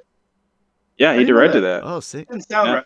I haven't watched it yet because I heard poor reviews and yeah. I'm anti-Venom standalone movies. I'm not watching either of those things. Yeah. None of them are especially good. Really, I got. Oh, go sorry. ahead. Go ahead, Chris. No, my bad. Go, Chris. My bad. Nope, I already said go ahead. Okay, fine. I'll go. Okay. So I liked his Alfred just fine. Michael Caine's Alfred is way more personal, way more developmental and heartfelt into Bruce Wayne. Like, oh man, he gives so many great just lines. At the end of Dark Knight Rises, he's like, I failed you. Like I failed you. He's talking to the Waynes because he thinks Bruce Wayne is dead at that point. The whole throughout Batman Begins, he's trying to reach Bruce in all these different ways, and then there's that one scene where Bruce Wayne, his Ra's al Ghul has burnt down his manor, and he gets down the elevator shaft, and he's looking up. He's like, Alfred, everything my family built, everything's gone. And then Alfred's like, the Wayne legacy is more than bricks and mortar. Why did we fall, sir? So we can learn to pick ourselves back up. And Bruce is like, you never given up on me, have you? And he's like, never. Like, I love it. Like, he's so Michael Caine, pristine actor, so good. I'm a little biased too because he is one of my favorite actors. He's a boss. Yeah, he is. Yeah, Michael Caine is he's on another level. Also, he was very instrumental in Bruce Wayne's activities. He helped him out a lot, but he was also just there to be Alfred and to be that father figure. This Alfred he is a father figure, but we also don't get as much stuff with him. But that scene in the hospital together to me is one of the best moments. Because also it again, Sean, we were talking about this earlier about commentary, and how I love when characters are commenting on their selves. And that scene to me kind of allowed that. Batman being Bruce Wayne being like, Alfred, I thought I was over this fear. Like I thought I mastered that and stuff. He's like, but I haven't. Like I still have this fear of losing my loved ones. And then Alfred reaches out his hand. And then for a minute there, Bruce Wayne doesn't reach out, and I'm like, "You better take his hand. Don't be that Reach emo. your hand out, you son of a bitch." Yeah, take his hand. A Wayne? Like what a jerk. Yeah. Oh, he was definitely very, and I liked it. He was very rude to Alfred earlier because it was played to the emo thing, but he had to take the hand. If he didn't take the hand, I would have been like, "Nah, this movie not cut." And you're right. That was a really nice, organic way to have that kind of self-reflection. It felt very natural to have. I already forget the word you used, but that personal character out loud moment, whatever you called that, I'm blanking. Yeah. Commentary. Yeah, like personal, like self-commentary. It felt very organic. Yeah, man. It's tough when you think about all the great Alfreds we've had now. When you talk about Michael Caine, like one of the biggest emotional parts for me. And I can understand if it doesn't land for somebody, is actually in the Rises, where he was like, I know what this means. It means that I might lose the person whose, cries I heard echoed, blah, blah, blah. He's fantastic. Michael Caine by himself is a gangster. I mean, he's like 90 almost. He was in real fast. He was in Jaws 4. And somebody asked him, like, because it's a bad movie. It's a super bad movie. I love he was this like, quote so much. Oh god, yeah. They're like, "Have you seen the movie?" He's like, "No, but I've seen the house it built. I love that stuff so much." Like, he did it for a house. He wanted to buy a new house. So. My favorite Michael Caine quote is, it was like late night, and I forget who it was with, but they're like, and he's like, somebody asked me how I pick a script, and he's like, I pick up the script, I look at the first page, I turn the back of the script, I look at the back page, and if my name's on both pages, I do the fucking show. That's his exact words. I love it. To me, Michael Gough is the GOAT though. I mean, he has the butler feel down. Like he feels old English proper. He doesn't fit all the molds, but that's my favorite. But now this is something I want to get into because nobody's talking about it, and it's really subtle. And it's real quick, but because there's not a whole lot of time with Andy Serkis with this Alfred, so there's a lot jam packed in there if you read into it. So. If you watch Gotham, which I love Gotham, I know a lot of people don't, for they have their issues. I get it. I watch all of Gotham. Don't know why I did, but I did. There's certain aspects that I love. Other aspects I'm like, oh gosh. I love the Riddler in that one, and I love Alfred. Now, in this Alfred, when you listen to him, he's like, I could teach you how to fight. This is him. Like Alfred was one of the first ones to teach Bruce how to fight. And when you listen, he also says that I was there to protect them. I wasn't meant to be a parent. So he was actually. He was a butler, but he was more than that. He was security. It sounds like, you know what I mean. So, I like the depth, the failure on him. Yeah. So when he's going over the thing, I forget what you call that big huge puzzle. Cipher. The cipher. Oh, the cipher. Yeah. He was going over the cipher, and he was like, my days back in the circus. So the circus, Britain is apparently, quote, saying for being in the service or being in like Secret Service stuff like that.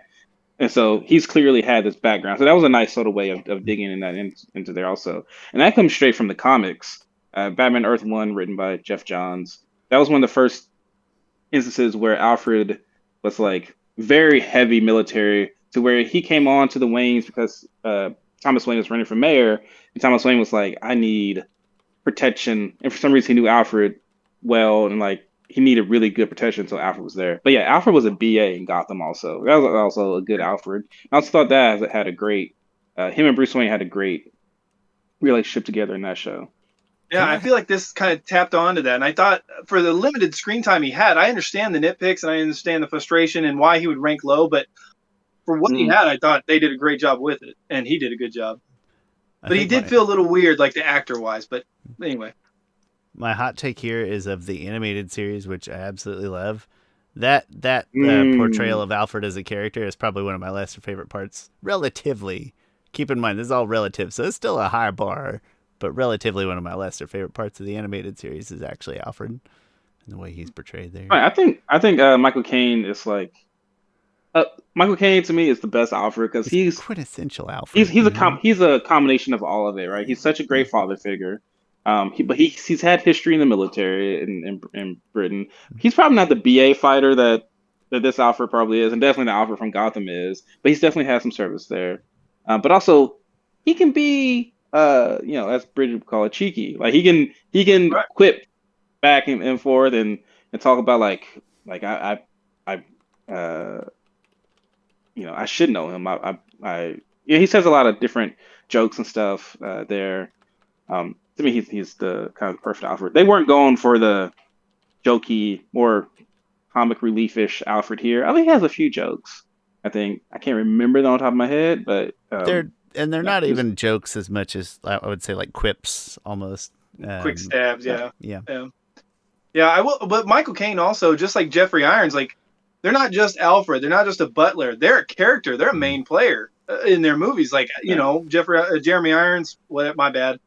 He's taking the controls. He's guiding. He's helping. He's working on the equipment. Same thing with Michael Caine to a degree, but he's a main player in the movies. Mm-hmm. Yeah, this role sets up way different. Yeah, Sean, I'm just curious. How long have we been recording? About 2.5 hours. My bad, guys. Listen, man, we are happy to be here. We're happy to have you here. And anybody who knows any of our previous recordings, like they're gonna know this was gonna be a long episode. Right now, we are at 2.5 hours. Okay. So I don't know what YouTube's max is. Maybe it doesn't have one. I don't think it has one. Remember it was 10 minutes. Oh, it was crazy. Okay, so Penguin. I think we talked about him briefly because I was going to him. But I found him hilarious. Like when Gordon and Batman was interrogating him about crime, he's like, what are you talking? And they're talking about the La Rada stuff. It's like, it's like world's greatest detectives. You don't know the difference between L and La. Come on. And that's so Gotham perfect. There's such a big Hispanic community in New York City. It's like that felt good that the Penguin knew that. I was so proud of him. And I was also happy with the rat with wings, like the bat cut. I loved that whole portion of the mystery. And I like that we get some Italian gangster in this. Like he feels like that, like 70s mobster-ish. Like, come here, doll. Like, come here, sweetheart. Yeah, yes. Feels like that. He just feels that. Yeah, it feels like the hard working class gangster. I like that. My wife looked at me in the theater after one of his lines in that interrogation scene, and it's one of those where just that came out a little like #extra, and my wife looks at me and goes, "Come on!" Yeah, good cop, bad shit cop. Yeah, that's great. I loved it. I found him. That was a fun hilarious scene. Yeah, I wanted more Penguin, which is good. This movie leaves you with wanting more for a 3-hour runtime. It leaves you wanting more with the characters. So I'm glad we're gonna get that spinoff of the Arkham and the Penguin. So yeah, he absolutely crushes this role. Yeah, no, I'm looking forward to that. All right, so Riddler, I really liked his riddles. I thought they were the right amount of difficulty. Because when you make a riddle, I feel like you want to make a riddle that the above average person can solve, but they still got to kind of work at it. The Justice one is pretty easy, and I think some of them he purposely made them kind of easy. But other ones I are a thought little its harder. difficulty scaled. I thought I liked it. I think so. Yes, yeah, I think so. But like, if you look at like the riddles from Batman '66, like he's like, "What does a flamingo and and a Right. helicopter have in common?" You know, Helicopters. Yeah, a sparrow with a machine gun. Yeah. yeah, a sparrow machine gun. Yeah. Like that's the I one. Yeah. forgot about that. Um, Yeah. It's incredible. Dude, and those riddles were just like, no one's gonna get this riddle. my wife, we were talking about it, and I was like, Batman could have struggled a little bit. He could have like looked around a little bit. I was like, I thought about trusting my own farts longer than he took to solve these riddles. Like I was like, that was really fast, some of them, but I went with it because he struggles later when the plot needs him to. But Yeah. I thought he was real fast. Yeah. There was that scene. Oh, great scene with the DA, and he crashes into the funeral scene and stuff. I'm gonna say, so yeah, the DA has the bomb around his neck, and they're both kind of solving. I like how they took their time with that scene because there's a moment where the DA is just waiting there, like, because that's actually what would happen. And then Batman comes there, and they're solving the riddles, and, and there's one moment that I really like where the guy's like, the guy solves the riddle, and Batman asks a question afterwards. Because Batman's like, who else was involved in this? And the guy's like, he didn't ask the question. Like, the Riddler didn't ask that question. Like, I can move on from that question. Yeah, he was asking how much for the bribe, the $10,000 each one to look the other way. Like, which ones? He's like, he didn't ask that. Yeah. Yeah. And then it finally gets a riddle where he's like, I know the answer to it, but I'm not going to answer it because if I do, I'm going to be killed. And not only that, but my family's going to be killed. I'm just going to die. And I'll just die now instead of later. Yeah. And my family won't die. And Batman gets blown up in the face and then wakes up surrounded by all the cops. So yeah, that is one of the inconsistencies, I would say. Sometimes I'm watching, I'm just like, all right, it's a movie, and This is a big sticking point for me here. This is one of my big drawbacks. There's no way with the way that the police had treated him to this point, they would not have pulled that cowl off sooner. No way. I think Gordon is there. Gordon keeps from pulling that off any sooner. Somebody's running in there and they're pulling off his cowl as soon as they see him. The way that town treats him. See, I would have liked to have seen. We saw him use the electricity earlier. I would have liked to have seen a kind of a callback to the Dark Knight, where the thug right in front of Joker gets him and he gets zapped. I think that would have been kind of a nice little like, well, maybe we shouldn't, you know. It would have added some credibility to me. Yeah, I can see that point. Let's see here. Okay. What else? What are we missing until we get to the finale? Well, dude, hold on, real quick. We got to talk about real fast. Between him and Gordon, when he's like, everybody out of the room. He's like, real quick. You're gonna punch me in the face. You're gonna take this key and go down the hall. Who's that guy with the broken nose? And then oh my god, dude. And then the flying squirrel, dude. I'm sorry. It's funny. It's awesome. It's real. But God, did it make me laugh. And I do love it, but I just kind of like gleefully laughed with it. But I actually didn't love that. The sheer impact. I don't know what a suit is made of. Oh, yeah. But, that was one of those, again, kind of like an inconsistency. He's not going to. Okay, that's what I said too. Yeah, earlier. Yep. I didn't like the flying squirrel thing. No, like, just do what Belle did. Like, just have the cape and glide. Like, we'd have just easily accepted that. So he's practiced at home or something. Yeah, he lives in a skyscraper. Yeah. He dropped off. It just doesn't look as cool. Like being a flying squirrel doesn't look as cool as being a big, huge bat. Right. Doesn't look as cool. Right. So back to that Gordon scene. Loved it. And one thing so when Batman's remarking on that cop with a broken nose, Batman's like, there's a cop who was at the Iceberg Lounge. And then Gordon is like, so you think a cop is moonlighting as a bouncer? And Batman's like, no, I think that bouncer is moonlighting as a cop. Like, it's just the go into the corruption of Gotham that the police are all bald. Like my favorite Falcone has. Go ahead. My favorite part of that scene was just when they're having that interaction to make it look like they're having an organic interaction, but he's telling him to punch him in the face. It made me think of on Community. John, I'm a huge fan of Community. When Troy is going to go join the air conditioning school and he leans in and whispers something to Abed on his way out the door, and they're like, "What'd he tell you?" He's like, "I know how you hate this when people do it in movies." That's what it made me think of, and I laughed. Heather didn't know I was laughing that time. I was just laughing at myself. But I laughed pretty hard. That's such a good scene. My God, is that? I mean, it's one of the better scenes in the whole movie. It's just so funny and well acted. And like you were saying, like earlier with the close up shots, it's just so good. And then later when he's like, they meet up on the rooftop, and he's like, yes, "You could have pulled your punches." I did. Yeah, I did. Oh, bad. That was the scene up to the flying squirrel point was another highlight of the movie for me. I like that whole bit. Yeah. Yes. I love seeing Batman. One thing, Batman running from cops is always just a cool imagery. Like, you've seen it in Batman Begins, you saw it in Batman Year One, you saw it in Mask of the Phantasm. Batman running from the cops is always gonna get an A+ in my book. Feels right. Yep. And also, I felt like the whole precinct was after him. Like, again, the sound design. Like, you could hear the screams coming through the hall. Like, and in the theater, it's such a cool directional experience too, with the surround sound of like.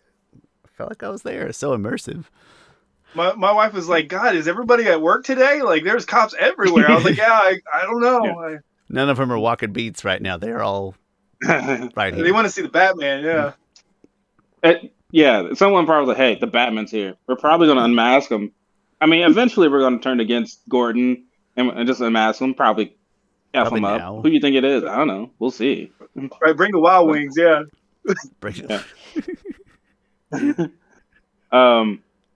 Yeah. So what else is left to talk about until we get to kind of the? It took a minute to get through the El Rata stuff and then get to the. It did the El Rata stuff.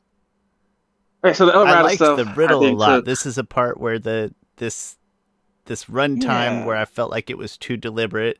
Like I said, I liked the riddle a lot itself, but in between this segment and the finale, where Chris is like trying to decide what points to cover, this is the part where I felt some trimming was possible. The final third, is it fair to say that was like the final third of the movie? Yeah, I think so. Yeah, I think so. Yeah, I feel like he was getting like a riddle from the Riddler like every 10 minutes to a certain point, and then it hit a point where he was stuck on that El Rata thing. Right. And that went on for like what felt like 40 minutes or something. And I'm not sure what. I think this movie is too long, but I'm not sure what I would cut. I think I would just cut a little bit of here and there to get it down to like 2:30. Most of it would have come out of this chunk of time. It would have. Yeah, I think this is where you start to feel it. But so then they go to the orphanage, right? And I love it when they open the door. Another good part between the chemistry of the two of them is like, no guns. He's like, "Yeah, man, that's your thing." Like, I love how he just shakes it off.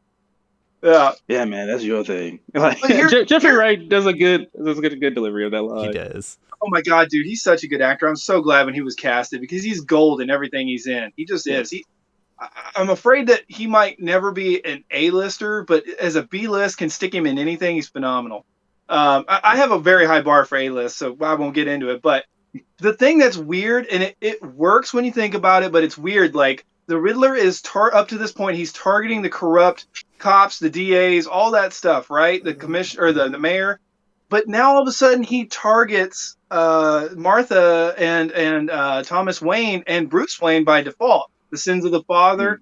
I like the projector. I like the drop heads thing. It's still going on today. The Riddler brings it up on how he was a kid hooked on drops and at 12 years old with the rats and stuff. And so now you get to see what he was living in for a second, and then in the future he talks about it. Now, I like the personal vendetta against the Waynes and how that would go back to the orphan because he was an orphan, but boo-hoo, I'm a billionaire. But it feels a little vendetta-y. That wasn't the Riddler's plan. It wasn't the Riddler's focus. I buy it because of that, but it felt a little weird. I don't really believe in the sins of the father, and it's not my belief. It's the Riddler's belief. You know what I mean? And that's probably just coming from but my background stuff. But no, but you're right. It feels like a. This sounds weird, but like, well, if you think of him as like a serial killer, it felt out of sort of serial killer character for him to jump that way. I mean, he was corrupt, but really, I mean, in a moment of weakness, he was corrupt. You know what I mean? Like, yeah. I think it all goes back to the Renewal Project, and that's why it connected to the Waynes, because the Renewal Project was the Waynes thing, and I mean, he knew that Thomas Wayne was connected to Falcone, and this Renewal Project has just been used as a laundering thing, or pretty much a laundry thing, and so you had to connect the Waynes to it, and also just exposing the I can't ever say it. Hypocrisy. Yeah, you got it. Hypocrisy. Yes, hypocrisy of the situation. That the Waynes are filthy rich, and yet, and they're supposed to be like the golden people, yet they're not. Like, just to bring to light all the corruption that's within Gotham. I think that's why that was tying it there. There's much more of a tie with because Thomas Wayne was part of it. He was a little part of it. He was part of it nonetheless, and he was he was a hypocrite to a certain extent. It just felt a little out of sync from his other targets. Yeah. Right, and I think this big revelation could have been held to further movies, maybe. But I mean, I get it; it all intertwines eventually and meets there. But my God, I mean, this movie's long, and God, we're talking about it longer in the movie. But we're gonna match the movie runtime. That's gonna be incredible. That's the goal. But yeah, I mean, from here, where do we go from here? Like, we finally get to the rat, which it's interesting, and I want to hear what your guys' thoughts real fast, because we haven't really talked about John Turturro's Falcone, which, in my opinion, most people aren't talking about, but he's the actual villain of this movie. It's not really the Riddler. The Riddler he's a villain, but he's more of he's kind of an anti-hero in his own brain. Falcone is really the main villain of the past 20 years of the current state of Gotham, and he's the Riddler is a byproduct of him and Wayne, but it's just weird how I don't know, and like we were talking about how the Riddler is a little dull. I don't know. It's shared screen time. What do you guys think? I don't know. So I think John Turturro he was a great Falcone, as kind of much different than I forgot his name. The Falcone from Batman Begins. Yeah, Weinstein, Winchester. I don't remember. Yeah, I can't think of his name, but he. It's on the tip of my tongue. He's a great actor. I love him in most of his. He is. But I would say, I love his Falcone because I love his interactions with Bruce, and I also love his interactions with Selina. When Bruce Wayne goes to the funeral, and Falcone sees him, and he's like, oh, "Hey guys, chill. This is Bruce Wayne." Like, and then Penguin's like, "Ah, no, like just his reaction was fun. But anyway, Falcone is like, his father, his father saved me. Like, I got caught in a shootout, and he saved me right there on the table. And Bruce Wayne was just watching up from the stairs. And then it was just really good to get into the head of Falcone that thinks he knows who Bruce Wayne is, thinks they have an intimate connection. And it's like, and Falcone's like, what do you think that means? And Bruce Wayne's like, that my father took the Hippocratic oath. He's like, huh, okay. And like, just to, and then you that starts the doubt that puts into the Waynes. So I thought that was really good. I thought stuff was, and that comes straight from the comic books. That comes straight from the Long Halloween, I believe. And the stuff with Selina about him being her father, that stuff also comes straight from the comic books. But just because it comes from the comic books doesn't mean it's great. But that's another good aspect of it, and her trying to kill him. One scene that I would have liked to see that's only been ever done in Batman Year One, the animated series, not the animated film, and the comic book. They paint Falcone and the commissioner of the police as like working hand in hand, like they both are just ruling Gotham. And at one point, they have this dinner scene where Loeb is there, the Commissioner Loeb, and he's corrupt, and he's there with Falcone. They're all having dinner and stuff, and back into the place, cuts all the lights off. He delivers one of my favorite Batman moments ever. He's like, "You've eaten well. You've eaten Gotham's wealth, its spirit. But from this day forward, none of you are safe." And like he just scares the crap out of all of them. So you never got to see that moment of Batman striking fear into Falcone the way you do like in Batman Begins, where he captures him, and then Falcone is like, "I honor you." It's like, "I'm Batman, just headbutt." Just put him down. Nice coat. Well, this could have been a good movie for that too, for that kind of scene. I feel like you could have fit that in here. Yeah, I mean, it would have been a straight up feeling type of scene, but also I think Matt Reeves is perfect. Like he took a lot of different things from different places, and there's a lot of similarities to Dark Knight in this film. But yeah, I would have liked to see that scene. He's creepy and controlling, and he commands presence. I thought he did a really good job. I would have liked to seen a little bit more in the connection between him and Selina being related. It's weird because it's like she has a moment with Batman. She's talking about how her mom told her that the blah blah blah blah. And she always took him to the. So it made it sound like he knew that she was his kid, but then at the end, it kind of. I've seen the movie twice, and it's jarring. It's like, did he know? Did he not know? Like it's so jarring. I'm not sure if she was just confused and thought he knew.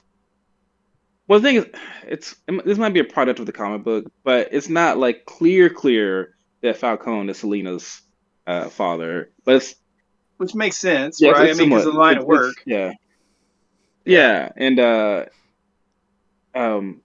it's a little bit unclear. I think he kind of sees her and is just like, she could be my daughter. I'm not for sure. It's that like I know your face from somewhere. Look. I mean, I think he's been trying because he even says like, "Oh, you're working up here now. Usually you work down." Yeah, like they have a rapport together somewhat. But the moment, probably one of the most intense moments for me in the film is when he's like strangling her. No, but they better not kill off Selina in this first movie. Like I'm gonna be mad if they kill her off. And he's like, "You think I'm gonna do this?" I like how he's very hands on. He's way more hands on than any other Falcone was. He's not afraid to get his hands dirty. Well, and they talk about that's a part of his character, right? Because the mom was found strangled, the girlfriend was found strangled, so that's like his signature mark. It's just kind of a cool little connection that flies through He's doing the dirty work himself. That is kind of unique, right? Well, and it. So how did you guys? You were saying like they bet not. How did you guys feel? Like, did it land for you guys when you thought Alfred was dead? Because that's where we're kind of building up to. Okay, I gotta remember where they're gonna go there. I thought I was going to make it. I think at that moment, I was like, the restroom. I'll be back. Y'all keep going. I'm not going to make it. He's just going to use it. I was like, man, they better not kill Alfred. Like, I thought for a minute there they were going to kill Alfred, which they did a good job of raising the stakes. Because it's the first film. You're like, they can technically do anything that they want. So I was glad to see that. I was more for sure Alfred made it when I think it got to the point where I think pretty much when they say it, when the other lady, I forget her name, it's like something horrible did happen. She wouldn't have said that. She would have been like, Alfred's been killed. But I think that was a good, intense kind of moment. I think they timed it very well with the explosion and like the way he tosses it and then dives and there's that big desk. I think they timed it very well. Where I thought he would be behind the desk. Oh, what they did really well, just from a visual standpoint, is that they showed the back of they showed it beeping red. You can tell that Alfred doesn't see that it's beeping red, but the audience, you can see that it's beeping red, and so it builds up that tension and stuff. And then he finally sees it, and he tosses it. If he doesn't, he's killed. He's done. Yeah, no, yeah, that was it. That was a really well-paced scene. Yeah, like you're saying for the tension. Yeah. I'm glad they didn't kill him off too. I mean, I sometimes I give props for going there, but sometimes no. Yeah, the thing is, you remember when you first watched The Dark Knight, you think they killed Gordon for like 10 minutes. Like, holy crap, they killed Gordon! Like I was for sure thought Gordon was killed. Like he was shot. They showed him laid back, and he comes back at the end there like, we got you set up, and he takes it off, and right. And everyone's like, you're back from the living type of deal, or you're back from the dead. He gets slapped by his wife. Yeah. Yes. Oh gosh, that Dark Knight. Yeah. So okay. So I think we finally kind of built up now to the end there, where Batman. Oh, so there's one scene where, and I didn't realize this the first time around, is that he sees the clue, but also the clue is like so much towards Bruce Wayne. It's like as if he's like, holy crap, Riddler knows that I'm Bruce Wayne, and he kind of steps back from fully investigating, and that's why he missed the clues to really see what was happening at the end there. Um, because he pulled back from it because he thought that he was about to be exposed, and then he Right? 'Cause goes and figures out, he yeah, and says then that and it's then the end of the he, Batman or something like that, right? Like, because yes, yeah, yeah. yeah, and yeah, and that was a really good scene, right? He's talking to Commissioner Gordon. He's like, I think this is the end of the Batman. And Gordon's like, heck are you talking about? Like Jeffrey Wright does a lot of acting just by saying nothing. Um, Hmm. and he finally gets to they bring Falcone out. Riddler kills Falcone, and then they catch the Riddler. Um, and then Batman interrogates him.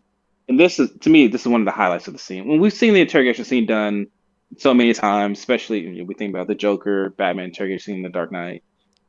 And this isn't better than that. I'm not going to say it's better than that, but it's good in its own way. Um, just the way it's more intense than that scene because he's like Bruce Wayne. You're like, holy crap, this is movie one. Like you can't have his identity just being out there. And he keeps Right. going just Bruce Wayne, and Robert Pattinson's reaction to it is just like you can tell he's like, this is actually happening. Like his eyes are doing a lot of acting, and eventually Riddler is like, we almost got him. And then Yeah. you can see the sigh of relief that comes Yeah. over him, but it's not a big sigh of relief because he still has to hold on. Like if he did like a huge sigh, he was like, he'd really be like, wait, what? Why are you? I'd be like that. Um, and he goes in and talks about his hatred for Bruce Wayne. That scene to me was just really good. Yeah. Yeah. With it hit me, man, when he's talking about the in the winters where a baby always dies, and that you Mm. fall asleep and the mice are chewing on your fingers and stuff like that, man. Like like a 2 minute talking about just like the suffering he went through and all the time it took him. Yeah. Ugh, like and I like that you see Batman see the camera on him and he's like assessing the Yes, situation. yeah, He's like yeah. I am stuck. I am so screwed. Yeah, yeah. So this is I think they did a great job showing Batman's mindset throughout this whole entire film. I think that's something that Matt Reeves did better than really most any other directors have done. I feel like I'm in the head of Batman, and I always like it. I think that's great storytelling where characters don't have to say anything, but you know what they're thinking.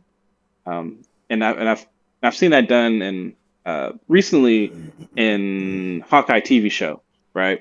Have you seen that yet? Anyway, there's Yeah. a scene where Hawkeye is watching some Hamilton like play about the Avengers and stuff, and I know what he's thinking without them saying anything. And to me, I'm like, oh, that's great storytelling when I know what a character's thinking without them saying anything at all, and they did that a lot throughout this film.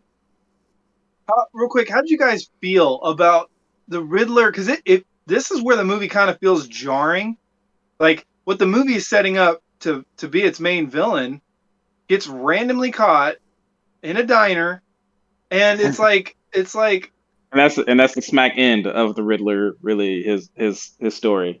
right. And then people are like, well, he wanted to get caught so he could be safe. Well, I'm pretty sure he could just get out of there and press the button later or have it go off later. Like I don't understand. I don't. Was he wanting to be a martyr so that way the 507 will go out there and do it? I guess I just don't quite understand. I I mean, honestly, I don't know why he was cool with getting caught, unless he knew that he was about to get caught no matter what, so he figured he might as well just go in. Because Batman was on his trail, like I think and also his mission was kind of over at that point, and maybe he just doesn't have any, like he doesn't care if he gets caught because it's done. Also, maybe the reason why he wants to get caught because he wants to meet Batman because Batman's his hero. He's like, you did this, like you showed me like there was another way. That's the only thing I can kind of reasoning I can think of for why he would get caught. Maybe he thought that they were a team and that they were going to break out together, but Maybe because he did say like we're a team. Like Yeah. I couldn't have done these things without you. Like I love that turn and Batman being like, no, you're a psychopath. Like it's funny. He says psychopath the same exact way that Bell says psychopath. Just Yeah. seeing that Bell says psychopath in the Dark Knight, and it just took me straight to that.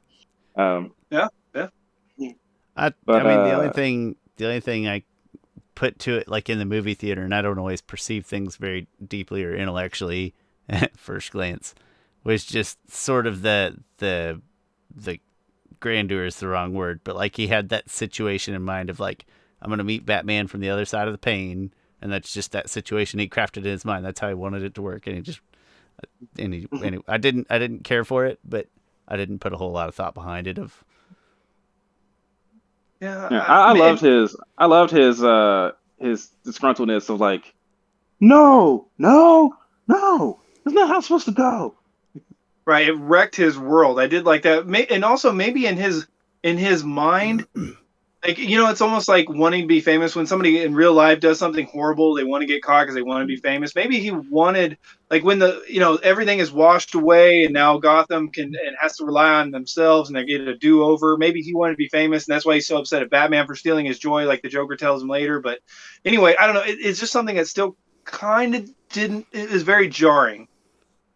I completely get that.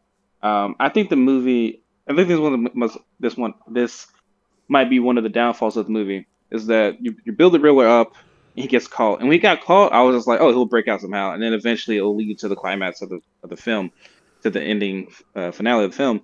But no, he just got caught, and I'm like, oh, okay, just got caught. And then they introduce the biggest threat in the film, but it doesn't feel like the biggest threat in the film because there's no main character driving that. It's just a bunch of mindless henchmen essentially. And so I think Right. that is a downfall of the film. Like each of the last films, you have a character driving it. And Batman Begins, he has to fight Ra's al Ghul. And The Dark Knight, it's a one off with Harvey Dent. But really the Joker is kind of the two piece there. And so forth and so forth. it So this waters was kind of down missing there. the big climax, in a pun intended, but Right. it like waters it down because you don't have Yeah, that yeah. face there. Yeah, and Eh, also, so he figures out that bomb that the levees are going to be exploded, and they are exploded. He has to go to City Hall, not City Hall, to pretty much the garden to save people. But like to me, this is probably one of my biggest faults of the film is that they introduced this threat seemed to come out of nowhere of just Right. like these levees being exploded and stuff. I will say on the second watch, the newscaster did say that like the renewal project is used to do infrastructure and things like that. Levees. They said the word levees, but to me that's still not a good enough. You gotta build up to this. So you gotta remind me of these things. I said it once, and just a little off thing kind of comment that is easily disregarded. And so they just introduced a new threat like right at the end of the movie. I wasn't really feeling that aspect of it. It wasn't until Batman's actually start fighting. I'm like, all right, I'm into it. Like he's taking out these people and stuff. Um, so yeah, so that was probably the weakest aspect of the film, I think, really, and what weighs down probably the plot. Can I revert And back to I'm sorry, John. We keep interrupting you, man. Go ahead. no, you're good, man. Go. I'm sorry. Caleb and I, we talk over each other all the time, so I'm doing my best to not. So I apologize. You go ahead, man. we we've used it a few times to talk about the Riddler's outfit and the car, and it's like this is kind of the same where the big hook at the end isn't that kind of iconic big end that we want or that would stick with us, and it kind of suffers from that same thing maybe. Yeah, Maybe on rewatch we'll see more of like the master. Like not only is the Riddler smart with riddles, but maybe we'll more come to more appreciate with repeat viewings the master manipulator. He's not only manipulating the GCPD and Batman, but he's also manipulated these 507 or however many people actually show up. So maybe we'll appreciate that a little bit more on repeat viewings. It's just something that felt a little jarring, and then it's something that I guess is also weird that get these guys together and your ultimate plan is to blow up the city to make everything just stop in its tracks, right? Like nothing can carry on like normal, but your main plan is to shoot the new mayor, you already killed the old mayor. That it wasn't working out. He was corrupt. As far as we know, this new mayor is not corrupt, and she wants change. What do you want? Like, she hasn't failed you yet. Like, I also took it as like a mass shooting too. Is that it was just like a cause for havoc. Yeah. Which is again not necessarily a great thing, but and he was killing people, innocent people who had nothing to do with the corruption and things like that. Yeah. Okay, so were you guys like me? And for a minute there, you thought that the mastermind behind everything was going to be the mayor, the new mayor? Just for a minute there, I thought like. So I was like, all right, she killed out the old mayor. Like, to me, it would have been kind of a good twist because she's like, I'm tired of this corruption and stuff. Like, all of Gotham needs to be all these new heads and commissioners. Just everything needs to be purged through fire. Like, you need to burn it all and just build it anew on top of new stuff.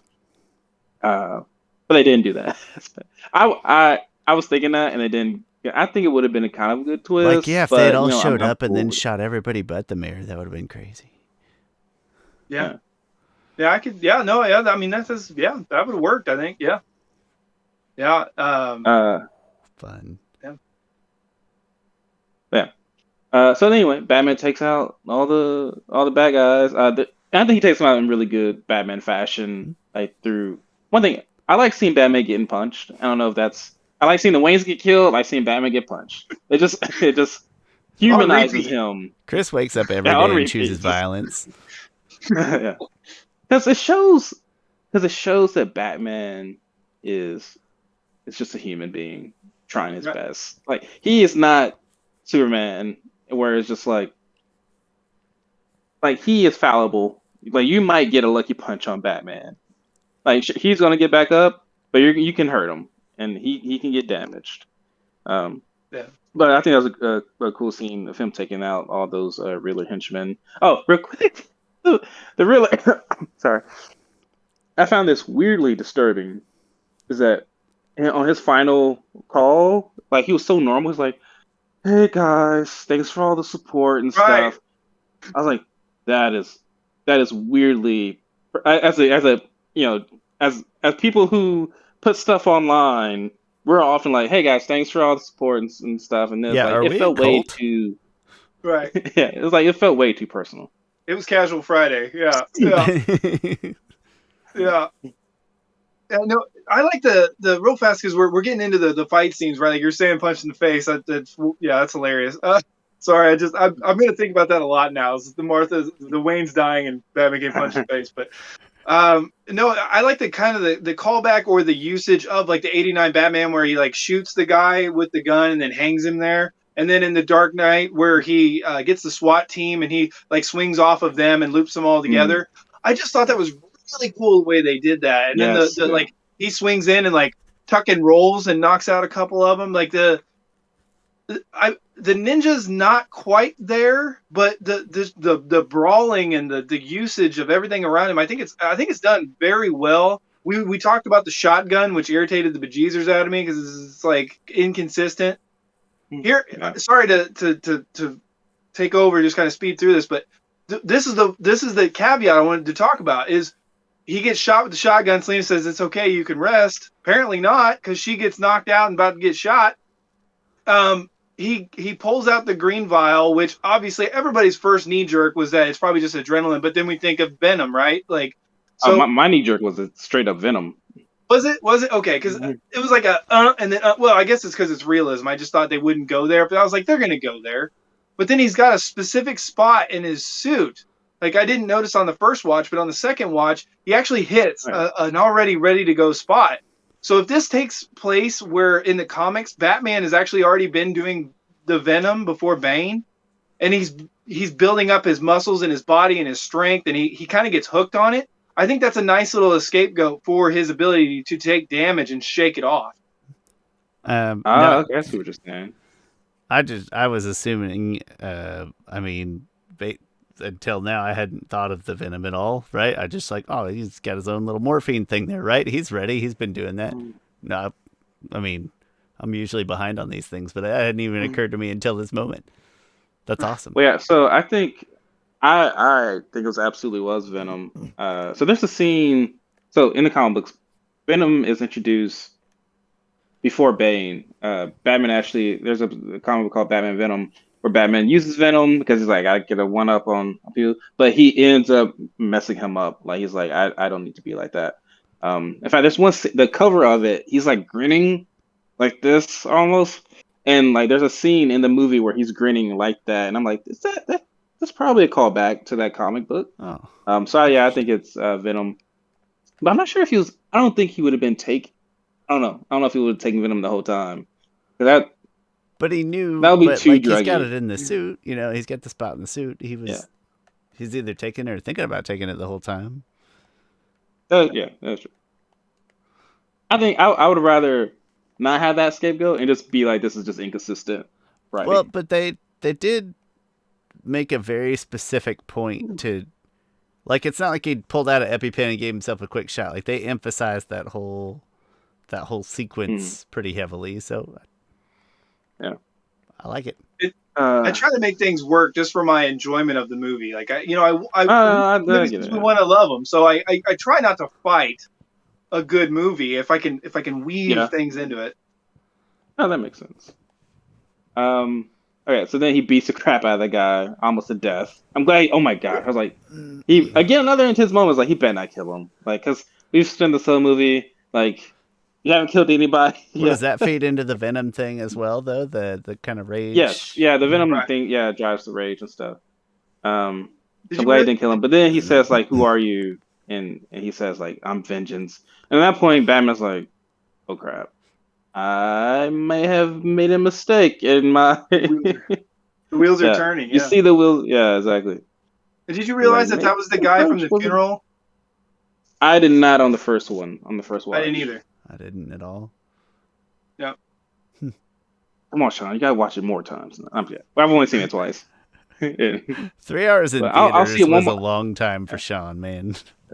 Yeah. I'll see it one more time, and then it'll be on HBO Max in like probably 3 weeks from now. I'm just gonna wait for that and steal your HBO Max like always. No more theaters for me for a while. Yeah.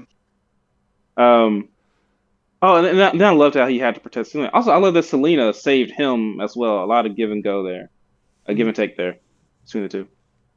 And then Batman, he sees that everything's flooded. He sees that the cable's there, and he jumps up and he cuts the cable off of his the batarang comes out of his bat signal, which I'm cool with. I'm cool either way if it doesn't or does not. His army knife.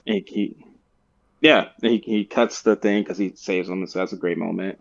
And of course, to me, this is when the movie jumps a notch for me. Is when he saves leads the people through the darkness with the light. Just complete symbolism, just spewed all over the place. And then it kind of his monologue starts. Degree. No, Sean, not to a necessary degree. I need all of that symbolism. Okay. Those are the moments to me that are like. I'm with you, Sean. I thought it was a little thick, but we get it. Let the movie linger on the shots. But I'm glad that Chris liked it. I mean, that's good. It didn't make me unhappy, and it made Chris happy. So +1. Right, 0.5. Yeah. Mm-hmm. I think I think the shots could have told the story in the movie that we watched. We get it. That was plenty. The shots would have done enough. And then, for sure. Oh, and then what I love about everything that happens after, so he's continuing to just save people. Like, I almost get the sense that he's been saving people for hours and hours. Right. And just continues to go through and save people. Because I hope that they see the news thing like Batman saves hundreds from whatever. And I feel like he's just been working. So I know Sean, you've seen a little bit of My Hero Academia. John, have you seen My Hero Academia? I have not. I'm so far behind on. I'm sorry. I think you'll probably like that. Anyway, there's 60s episodes maybe. Okay, but there's a main character called All Might, and his big reveal. So, My Hero Academia is about superheroes and stuff. There's a hero called All Might who's a Superman-esque character, and there's a video clip of him just saving people one after one, and like that's when he jumped to be inspiration for so many others. And this is that same case right here. And we get a chance to see Batman in the daytime, Right. like it just completely. Oh my gosh, amazing storytelling, right? You start the movie off about him in the shadows and everything. Like he's lurking in the shadows. He is the shadows, and now he's leading people with the flare gun through the light, and now he's in the light saving people. It's a great character arc, great symbolism everywhere. Oh, and the moment where he's with the girl and she's scared, and he reassures her, and she goes up, and he's just looking up. Oh my gosh. I love it. I love it. This is pure symbolism everywhere. Well, and it's pure Batman, right? Because Batman is Yes. always, it starts off with fear and hate, and it ends up on a hopeful, like that's the journey is the hope. Like, yeah, Yes, exactly. yeah. Real One of fast. my so go ahead. Sorry, my fault. No, go ahead. My fault. Oh. No, come back off on tangent. You go ahead, go. No, well, I just wanted to note this real fast because it's something that I just thought of on a repeat viewing. Because you just said the Catwoman back and forth. It makes me think back to the Dark Knight Rises. They did something similar where he's like, the Yeah. cannons will have enough to punch a hole out so you can get out. And everybody remembers that arc of the back. Anyway, but she actually comes back and It's a lot of saves Batman, curvature. right? Yeah, yeah. Hey. Anyway, sorry, I shouldn't have gone there, but it's interesting because that Catwoman makes a character. Oh, it lingered just right. Yeah, but no. So she makes a decision. She has a chance to get out, but she makes a decision to come back. It's a character change. And this time, Selina doesn't have the opportunity to leave. The water beats her to the leave. She can't get out. So it's kind of unfortunate that this character, she still goes in there and she sees and she makes her mind up to go save him, but she didn't quite have that same moment. Opportunity to Yeah, show her selflessness. Yeah. yeah, which is fine. It's earlier, and we're gonna get more of her, I'm sure, because she was fantastic. But it's just Yeah. it's very similar but different. Yeah. Okay. Quick tangent. So Batman with the little girl is so reminiscent of me of my favorite Batman moment of all time. And no matter what the medium is, no matter if it's comic books, TV, shows, movies, my favorite Batman moment of all time is Batman. And it takes place in Justice League episode called Epilogue, where it shows it's in um, have you ever watched Justice League cartoon, John? Yeah, Okay, so yeah, 2 3 seasons. Yeah, yeah, yeah, yeah. So Justice League Unlimited, sorry, episode Epilogue, and where Terry McGinnis, who's Batman Beyond, that's not his real name, but he's talking with Amanda Waller about how just manipulative Bruce Wayne is and stuff, and how angry he can be and standoffish. And she's like, if you think that's all there is to him, then you don't really know him. And then she tells him a story about Ace and how Ace was about to like kind of explode in a certain sense, and how Ace had to be killed. And so they flash back to when Batman was young and Amanda Waller was young, and Batman was like, "All right, I'll do it. I'll kill her." So he goes and meets with Ace. Ace is this like 12-year-old, maybe 13-year-old girl who has psychic powers, and he goes to her, and then Ace is like, pretty much, "Hey, Batman, like you're here to kill me, aren't you?" And then Batman's like, "Yes." And then and she's like, "I'm dying, aren't I?" He's like, "Yes." And then I'm sorry, I misdid that. She said, "I'm dying." She didn't ask me to kill him, and she's like, "I know you're not going to kill me, even though Amanda Waller told you to kill me." He's like, "No, I'm not." And he drops this device that's supposed to kill her, and she's like, "You're going to try and talk me out of it to change things before I die, aren't I?" He's like, "Yes, I'm sorry." And it's just like she starts crying because she knows she's about to die, and then she's like, "Would you stay with me?" And she's swinging on a swing set that she kind of built herself. And he says, and he comes to her, he just holds her hand, and they swing on that swing set, and then Batman eventually comes out with her in his arms, just lifeless. And then Amanda Waller is like, he stayed with her until her time was up. So that's my absolute favorite Batman moment of all time. And that it just reminded this moment reminded me of that little girl, of little girl looking into Batman's eyes, just with a sense of reassurance and things. So anyway, great moment. Glad I could diverge from that because that's always my favorite Batman moment. Love to highlight any chance I get. Well, and like you're saying, like the beginning of the movie where the guy's like, "Please don't hurt me." Now at the end, Yes, this person's getting ready to be lifted out, and there's a look like, "Please don't leave me." Like, yeah, yes, yeah, yes, yes. yeah, yeah. So, sorry, I was what did I was gonna say? Darn it. I would still argue that the narration wasn't super No, Shawn, I necessary. need it. No, you do. You're Sorry, very I can intelligent. do You pick up on so much. You don't need the narration to tell you that stuff. You're doing great, Chris. So I guess I just want to say about, unfortunately, like like I said, Andy Serkis, I give him a bit of a pass because he just didn't have a whole lot of screen time. What's sad to me is that every time, like when the Riddler shows up, like we were talking about, he's in the shadows, it's very creepy, and then the lunge and everything, and then the duct tape and like just the nasty raw, like, yeah, down to earth feel of it. I love it so much, but the more the Riddler is on screen, the less I like him.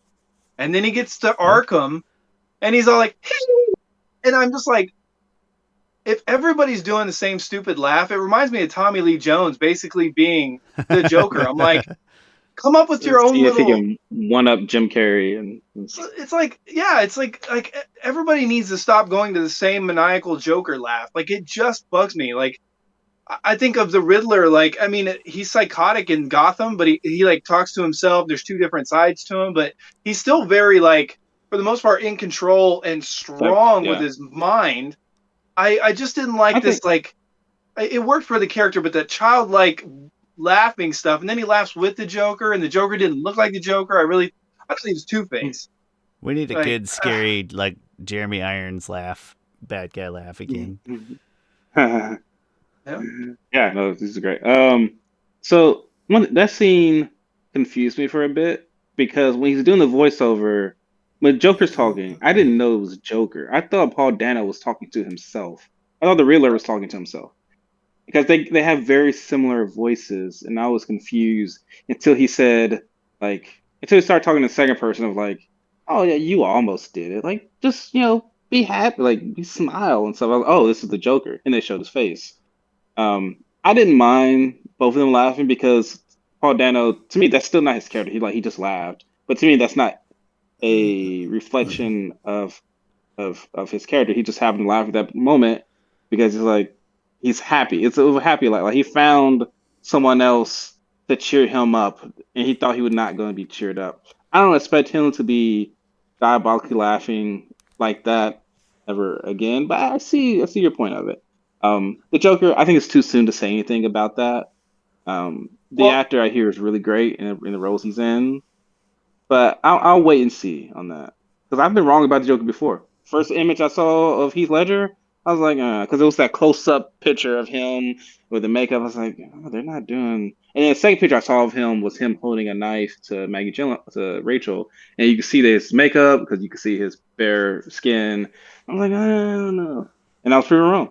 Like, and I like Joaquin Phoenix's Joker, and it looks nothing like like that. And so. Appearances, I'll just wait and see. I'll play the wait and see game. I don't know, man. It's hard because I agree with what you're saying, because give him time, give him his own movie, like, give him time. But there's nothing better, and nothing there's there's no better teaser trailer of all time than The Dark Knight. You just have that little bit of monologue. You have the rise of the bat symbol, and then you have the laugh, and that laugh is iconic.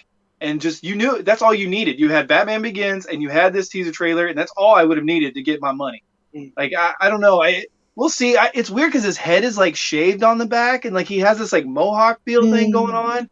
I'm gonna need to see it, but it just, that side of his face is the side of Two Face's face. So until I actually, like, he said the clown part, and then Matt Reeves said that yes, it is the Joker. I thought it was Two Face. Yeah, I didn't think it was Two Face.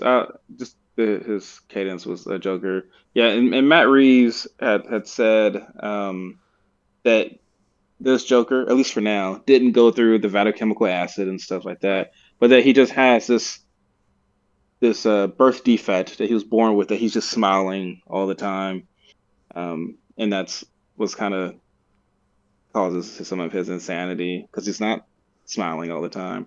So I'll wait and see on that aspect of it because people have changed the. No one's gotten the Joker perfectly comic book accurate right yet in the films. Like Jack Nicholson was Jack Nicholson. Also, he killed the Waynes. Like that was like, wait, what the heck? Heath Ledger, of course, is weirdly the most comic accurate is probably Jared Leto's Joker. No, stop it. No, Jack Nicholson, stop it. It's definitely not Jack Nicholson. Jack Nicholson is Jack Nicholson. No, he's a Joker. He killed the. He killed. Jack is Take dead, Jack my Nicholson. friend. You can call me Joker. He take the character that he was before he turned to the biochemical acid, and then just make him like 10% crazier. That's what it is, and he's just Jack Nicholson all throughout the film. He's just Jack Nicholson. He wasn't that crazy until he went into the acid. He was all worried about his looks and about climbing the ladder, and I don't know, man. He was still, to me, he was Jack Nicholson the whole film. He was Jack Nicholson in like The Shining or One Flew Over Cuckoo's Nest, but I mean, yes. But I did not. I see less and less of, as years go by, of controversy in that film. Honestly, like I said, Jared Leto's Joker, the worst Joker there is, probably. Without the tattoos, is probably the most comic accurate. Like, he fell into biochemical acid. He has more of that talking, like the Joker. He has more of that relationship with Batman, of that. I mean, the best Joker to me is still. So it's that version of Joker. It's no credit to Jared Leto. It's credit to how that story is told when in terms of being comic book accurate, relatively. But I'm not going to give Jared Leto any credit. Well, here's an scapegoat, and then I want to talk about, because I have to say it every time. Shout it to the rooftops, because everybody gives Jesse Eisenberg's Lex Luthor a hard time. That's not Lex Luthor.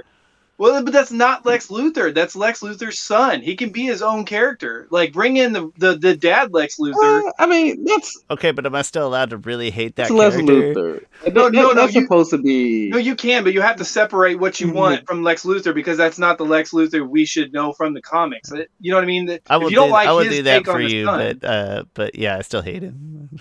Yeah, and this isn't this isn't the real Joker either. That I'm not sure about. I'm not sure what they're doing with Joker yet. I don't think. No. I'm saying Leto's Joker is not the real Joker. Leto's Joker is one of the Robins. No kidding. What Jason? He's no. That's a rumor that fans came up with to try to justify a bad. No, I think there's more depth to that, because he talks about, like, in the Zack Snyder, he talks about an adopted son and the death, and you sent a boy to do a man's job, and I think there's more depth to that. There's the bullet holes in the Robin suit. Like, I don't know. I think that we'd have to see. I don't know. There's so much to the Snyder universe we might never see. He's been pretty open about it, which kind of sucks, because I would like it to stay a mystery in the hopes that we at least get a cartoon filler. That'd be sweet. Come back, voice your characters, and finish some more of this. Like, at least finish the Justice League 3 movies that he had planned. But it could be just a rumor. I always thought of it as a separate Joker, just the way I think of it as a separate Lex Luthor. My rule of thumb is that you have to go with what you're given on screen. And when I watch Jared Leto, and like there's nothing strong enough to indicate on screen that that's not just the real Joker. Yeah, I mean, I treat him as the Joker. Once again, maybe that's just me trying to use some comic book threads that make it easier to digest. But real quick, I do that in Avatar all the time. I'm used to ignoring those threads. Yeah. Oh yeah. Real quick, because I want to know where I'm getting off on tangents. I apologize, but I just want to know what you guys think of the end of Snyder Justice League when Lois is pregnant and it's Bruce Wayne's baby. Like, how do you feel about that? So that's partial also, because there was one cut thought of that when after Clark Kent died, that Bruce Wayne and Lois got together, but that never made it past anything. I think she's pregnant, but she's pregnant with Clark Kent's baby. like, because Bruce Wayne tells Clark Kent at the end, they're like, "Congratulations," and like they ended. But the whole arc was going to be that it was a lie, and that eventually that's what spiraled out of control and led to Lois's death. Like, and it was going to be a kid with no powers, which was a big red flag, and all this other stuff. And it was eventually going to be he would eventually take over the Batman mantle. But yeah, no, the pregnancy test and the baby bassinet at the end is supposed to will be revealed eventually to be Bruce's kid.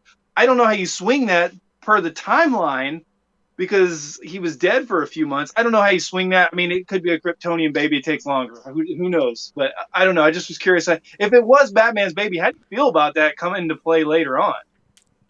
I mean, I don't think it's definitely not Batman kid. They never show him and Lois together.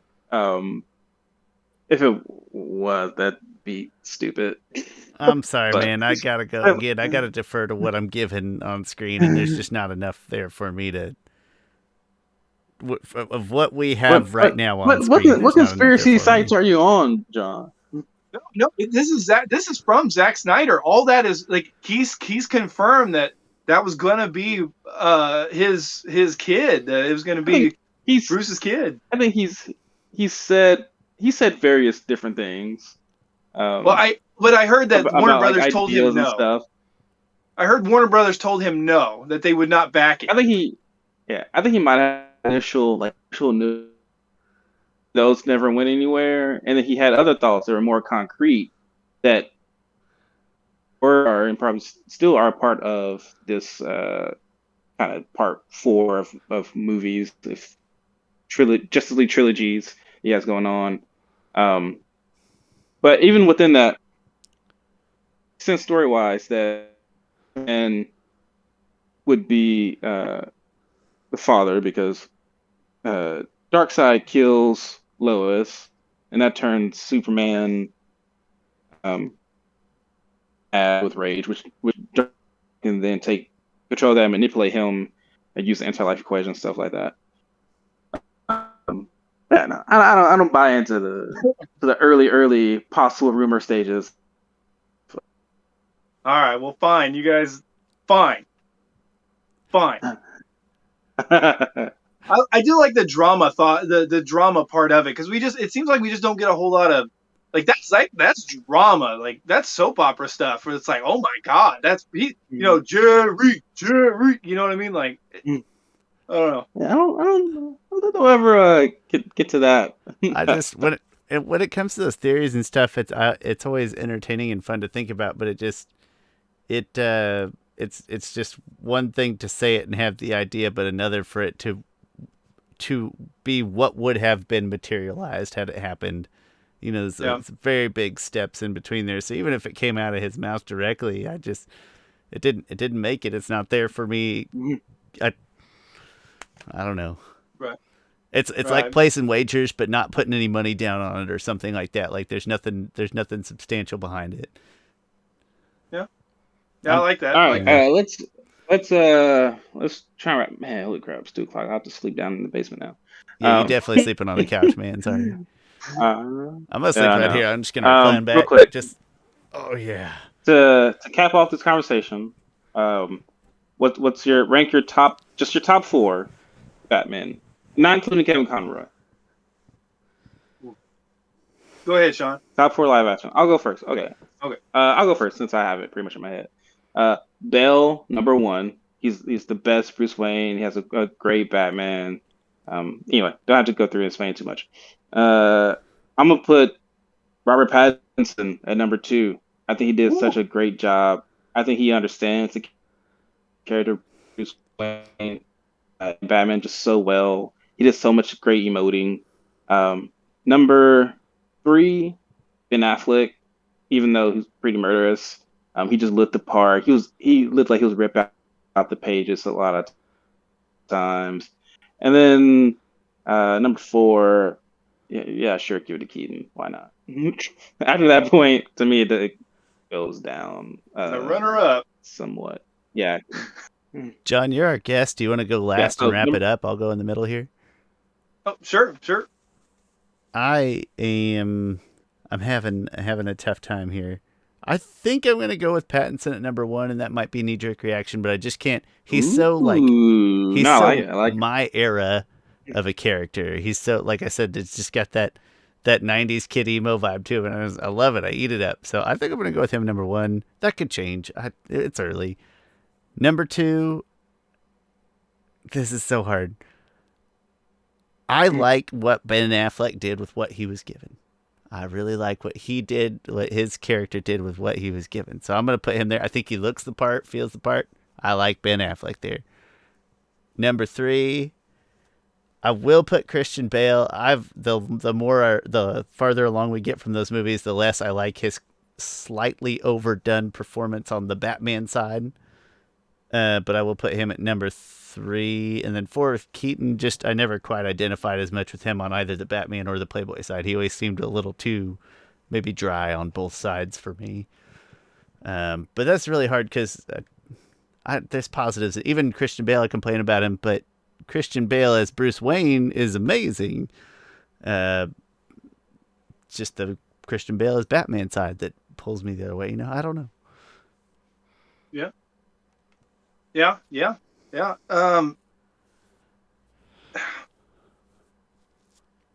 Keaton. I know what your number 1 is. Number one. Now we did a ranking, which is of the top 5 Batmans. This is before Pattinson, but my number 1 was Michael Keaton. I'm now, after reflecting a little bit, comic book overall portrayal, I got to go with Ben Affleck. I love him as Bruce Wayne. I love him running into the building as it's going down. That was a great moment. Yeah, I just love his Batman. I think he just looks the role. He fits the role. He acted it. Like I just love his Batman.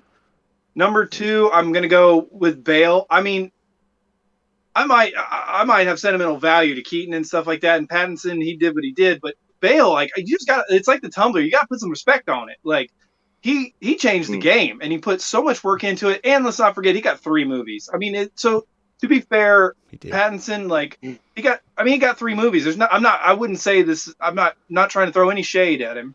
Ben Affleck didn't. He got 2 movies, but not really any main focus. My number 3. Yeah. My number 3 is Michael Keaton. It just is.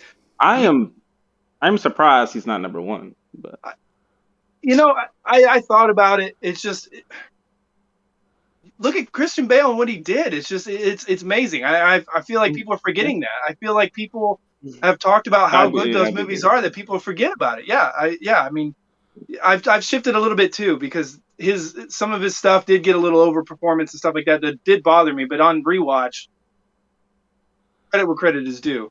Michael Keaton, look at what he had to work with. You know what I'm saying? With his movements, because he couldn't move, like the nuances, his voice, he commands the scenes. I love the darkness. I love his suit. Mostly it's that first movie that carries it, not so much as the second one. Sorry, Shawn, what's up? There's just something about Michael Keaton that, like, I think it's an era thing. I think that's a different era Batman, but where he just doesn't feel like Batman. Michael Keaton, the human, doesn't feel like Batman to me, and I've never been able to. Yeah. I don't know what it is. It's probably just an era deal. Yeah. No, I can get that. I'm sure. I didn't see the Batman 89 or Batman Returns until probably high school. So we're talking early 2000s. So. Yeah, well, and some of it, like, too, is like we're talking about reinventing the wheel and stuff like that. Like, when I was a kid, you had like a handful of superhero movies. So yeah, I mean, they just blew up. It's crazy how many movies just came between, Spider-Man, Spawn, Blade, X-Men, like, and it just blew up like crazy. So we have a lot more to work with, and that's where that gap really starts to show. And it's hard to remember what it was like in '89 to see that for the first time. So when it comes to Pattinson, I thought he did a great job. I don't think he reinvented the wheel. I think his suit, the sound design really carried him. I thought he did a good job. I don't have a whole lot of negatives. He just got to land somewhere. And I do think that he deserves the number 3 spot probably, but this is just where he lands. One thing I love about Ben Affleck since he was here first is, like, when there again, going back to just looking at Ben Affleck as a human, if there's one guy that really feels to me like he is both sides, like just him in his normal Ben Affleck state could be Playboy billionaire and secret badass. He gives me that strongest vibe of anybody we've mentioned for sure. Yeah, I agree with that. Yeah.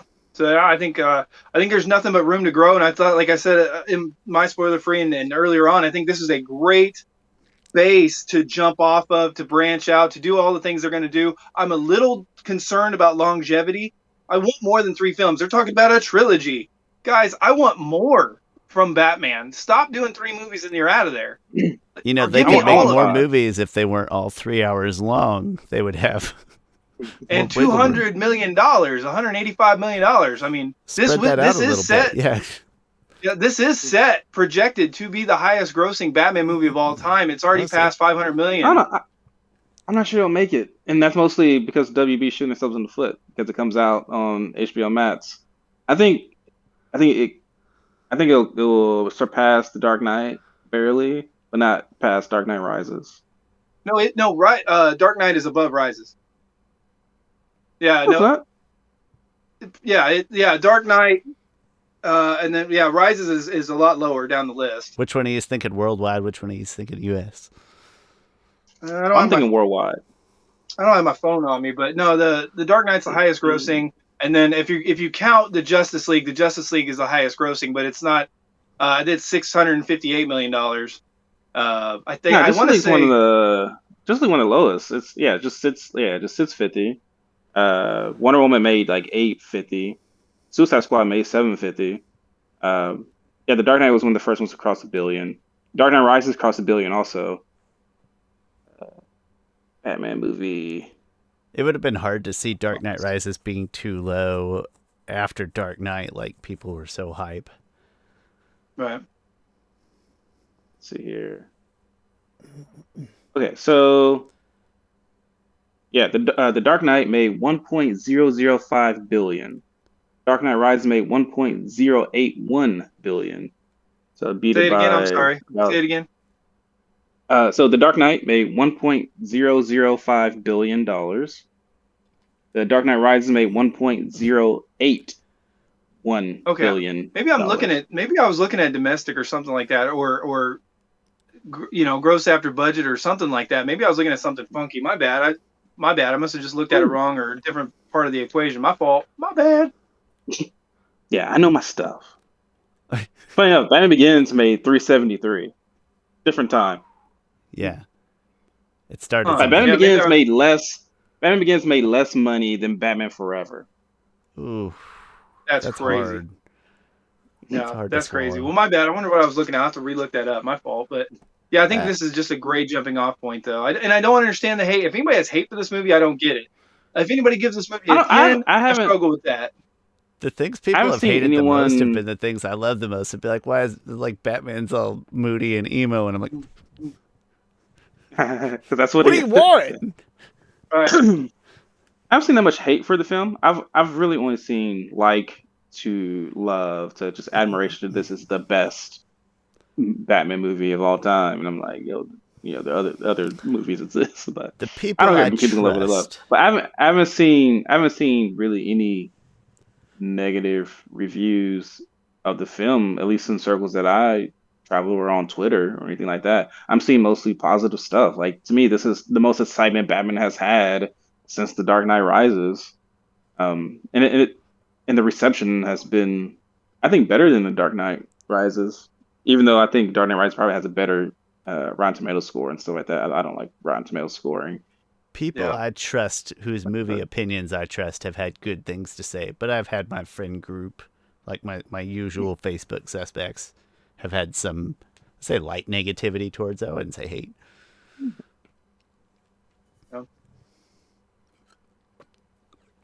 But I don't have the podcast. I think, yeah, that's true. I don't have much to add. What's it been? 3 hours, 20 minutes? 3 hours, 43 minutes. Okay, last question. This is our wrap up. This is our final. No, go ahead, Chris. You ask yours. No, I wasn't saying anything. I was just cursing, and I don't curse often. Yeah, 3 hours, 43 minutes. If any changes to the score that you offered in the spoiler-free portion, Because I would bump mine up maybe a hair. I said 8 on both sides. I'd say maybe that's more like 8.5 to me after this thorough diving in. Any changes? Yeah, I'm still good. Yeah, I just feel like this is a solid movie. But something I do want to add, I guess, is that the first time I watched it, the movie kind of left me so kind of cold. Like just that shift in the third act, it's so dark and gritty. There's just a lot of things where it just kind of left me cold. It didn't, like in the previous Batmans, it left you with I don't know, like a standout performance, something to go, oh my god, the blah, blah, blah, blah. Like mostly like the standout performance is the Batmobile. Like, I mean, we talk about that the most, right? Like, well, you hit some great points earlier of we talked about the more you saw the Riddler, the less you liked him. Well, unfortunately, that was more and more, toward the end. The third act being the most deliberate in a very long movie, so it kind of leaves you with the wrong taste at the end, unfortunately. But if you don't let that reflect on all the great experience. Right. So yeah, I think it's a solid middle of the franchise for me, and I think it's a solid 8.5. But I think it also has the ability to go up. I don't think it's ever going to go down for me. Like, yeah, for me, so sometimes it takes me a while to fully have a final gauge on something, right? So like after my last Airbender, on the fifth, this is you, Sean. On my fifth rewatch of it, I was like, oh, this is the greatest show of all time, which meant this is better than Batman the Animated Series. I was like, holy crap, what? Like, because Batman Animated Series is like, I had to stop and think about it for a moment. Batman Begins, my first watch of that, I was in a weird state of mind because I got in a fender bender car wreck right before watching it and rented it. I watched it, I was like, oh yeah, that's a good movie. And then months later, I bought it and from a pawn shop for $5. The thing is, I saw it was on sale for $5 and I left. I was like, no, I need the movie, and went back and bought it again and bought it and watched it, and it became this thing that I just watched like on a monthly basis, and it became my favorite movie of all time. And so sometimes it takes a while for me to fully gauge something, and I think this movie is going to act a lot like Batman Begins in that sense that I'm going to pick up on even more things I just love about the film because it is so much character driven, and and I love the character of Batman. So I can see this going to. I'm not sure the objective rating of it might change, but I can see it on my favorite list going to number 2. But right now it's at like number 3 or 4. I forgot where I ranked them before, but I'll probably go back and forth several hours ago. And this one. But I can see this getting to number 2, maybe even number 1. John, tell us where to find you. You can find me and Caleb on JK Rants and Reviews. We usually on our Facebook page we go live every Thursday at 8:10. It's public, so anybody can come and hang out. We do everything on YouTube that you're not supposed to do, which is why our channel is small, but there's a lot of potential for aggressive expansion. So aggressive expansion. Yeah, and there's no tryouts. Just come and hang out with us. We rant a lot. We mostly focus on horror, but like I said, we do a little bit of action. I mean, sometimes it's flavor of the month. Sometimes we get stuck on something like the Texas Chainsaw Massacre and we beat it to death. But we do also do commentary, so we got a lot of good stuff. Really, it's just two dummies hanging out, having a good time, and we just love to talk movies. So I'm glad you guys. I'm sorry. We do a lot of derailing while we're over there, so I apologize if I derailed you guys tonight, and then my fault. We're used derailing. I forget what tangents we recorded an episode before this, and I forget what tangents I went off on that one. Friends. Good episode should have. Yeah, we talked about Friends for like 10 straight minutes of a 30-minute episode. Chris is talking about one specific episode of Friends. It was fantastic. But every good episode has at least 2 or 3 tangents and derailments.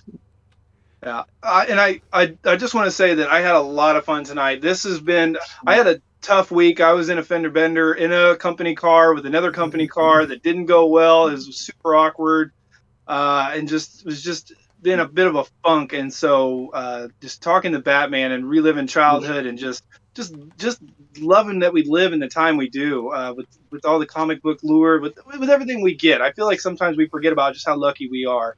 So I just really appreciate being on here because it's just been a lot of fun. And if you guys ever need another voice or a tiebreaker, I'm down. We never need tiebreakers because since I'm simple, I just cave to Chris's demands. I'm like, I think this. He's like, I think that. And I'm like, you're right. That sounds way smarter. See, I always tell everybody, I usually say, like, look, I'm right, you're wrong. You tell me why you're right and I'm wrong, and Caleb's always wrong. That's pretty much how I usually go with it. But if you want to come on to cast your vote, we are happy to have you. I had a blast having you here.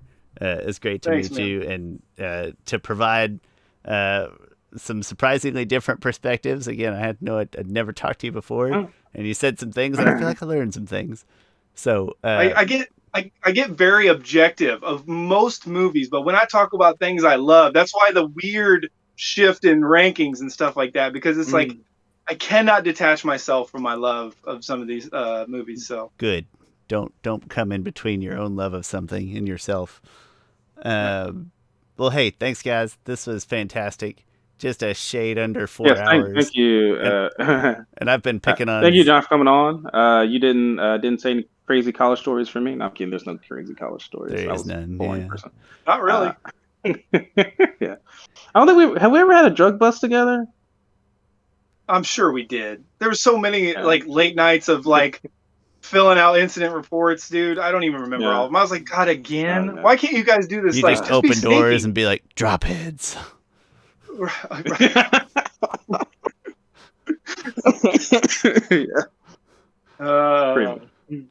But no, thank you very much for coming on. I've been picking on long movies, and we've been here for 3 hours and 50 minutes. That's pretty incredible.